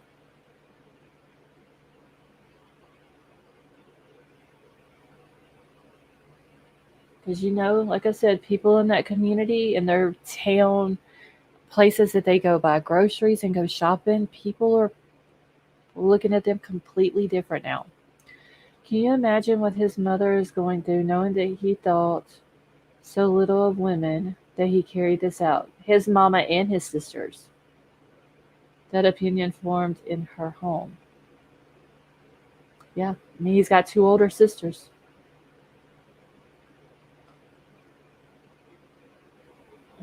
Oh, Megan, yes, I remember seeing the picture where the dad was outside.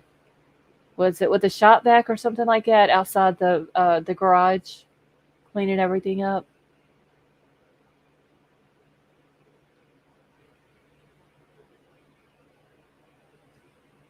Yep. All right, y'all. Let's see what time is 1:55. I'm gonna schedule Lori's thing real quick before I end this one, and then that way I can start that one up. So it'll take me just a second. So if anybody wants to, after this live ends, wants to jump over on the other one with us, you're more than welcome to. Let's see. Thankful there you could order groceries online. Yeah, Jessica, I didn't even think about that. But I mean, just think if people, if they didn't go out in public, which is understandable because they're, people in the community, and people like to talk and stuff like that. Um, but just having to stay at home all the time because you don't want to go around people because of this. Who's on the stand? Okay, so I forgot what the lady's name was that was on there yesterday, but I know that Tammy Daybell's sister testified today. Ray, it's going to be on this one. I'm scheduling the next one. I haven't scheduled it yet because I didn't know what time I was going to go live. But the other one, so I'm scheduling it now. As soon as I'm done here, I'll just stop this one and jump right over to that one. Let's see, when this is over, they will sell the house and move on and move. It's a possibility. Okay, Bello. Rebuild. What day is it of testimony? Day 12 now? Will it be? Yes, Megan, it is. Hold on, I gotta find out what day it is of trial. Day 12. I mean, not trial, testimony.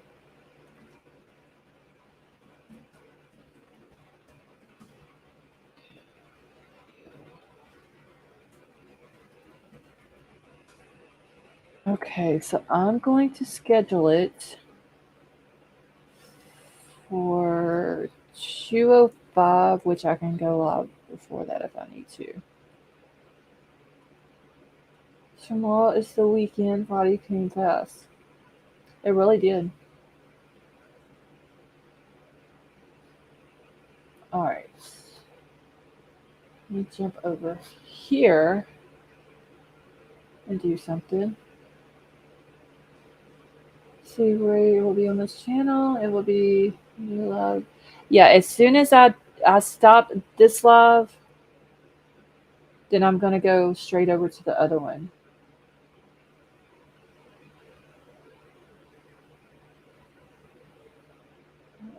Has the prosecution finished? No, Roger, they're still going. And they haven't released a witness list. So you just kind of have to wait for that morning to start, and then they start calling people. I know today they ended about 2:30. I think tomorrow it's going to be a shorter day. Without, I think they're supposed to like 1:30, and they're not going to have a lunch break tomorrow, so it should be a little bit shorter. Okay, let me do this real quick, and then I'm going to end this live. Oh shit! No! That's not what I want. Son of a bitch! I done clicked on the wrong thing, y'all.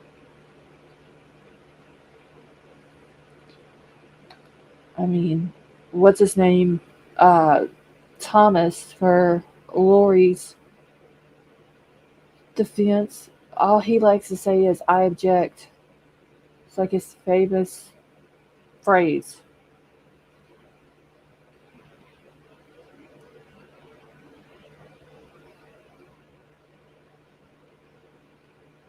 All right, y'all. I'm almost done. Just gotta put my thumbnail in here.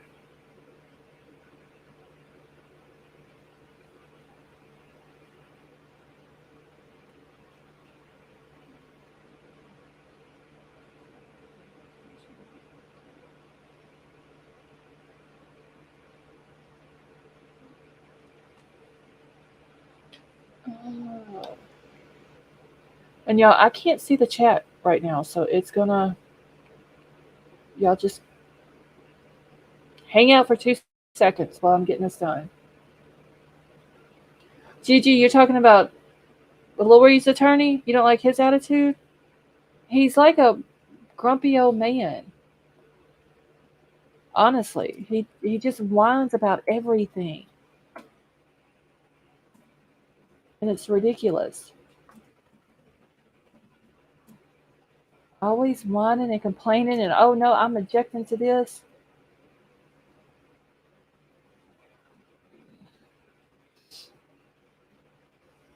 Hold on, I'm doing my hashtags.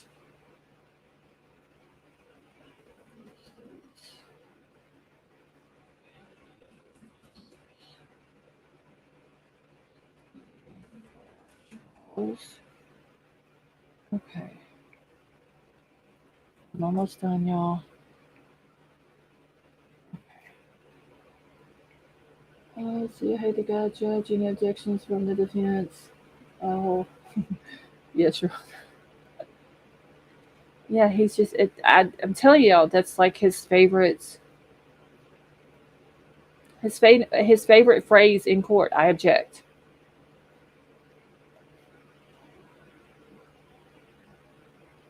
Okay. All right. I've got it done. Got to remember which. Okay, I'm on this one now. See, I do like the new screen. Thank you, Tonka. Mr. Nice Guy, how are you? I'm actually, Tonka, going to make some more so I can keep them kind of changed up instead of it being the same background and all that. Makes it look better when there's some color in there. All right, I'm about to end this one. We're going to jump over to the other live so we can listen to the audio for Lori. Thank you all so much for coming and hanging out with us tonight. I love you all. For those who are not coming over to the other audio, I hope y'all have a wonderful night. This seems like he has to prove he is doing his job in the midst of knowing that it is. I think that's probably the only reason why he's doing it. Like he knows that, it's they're not going to win. I think he knows that. All right, so I love you all. Thank you all so much for coming and hanging out. For those who are going to listen to it, I will see y'all over there. Okay, Deborah Ann, I love y'all, and I will talk to y'all later.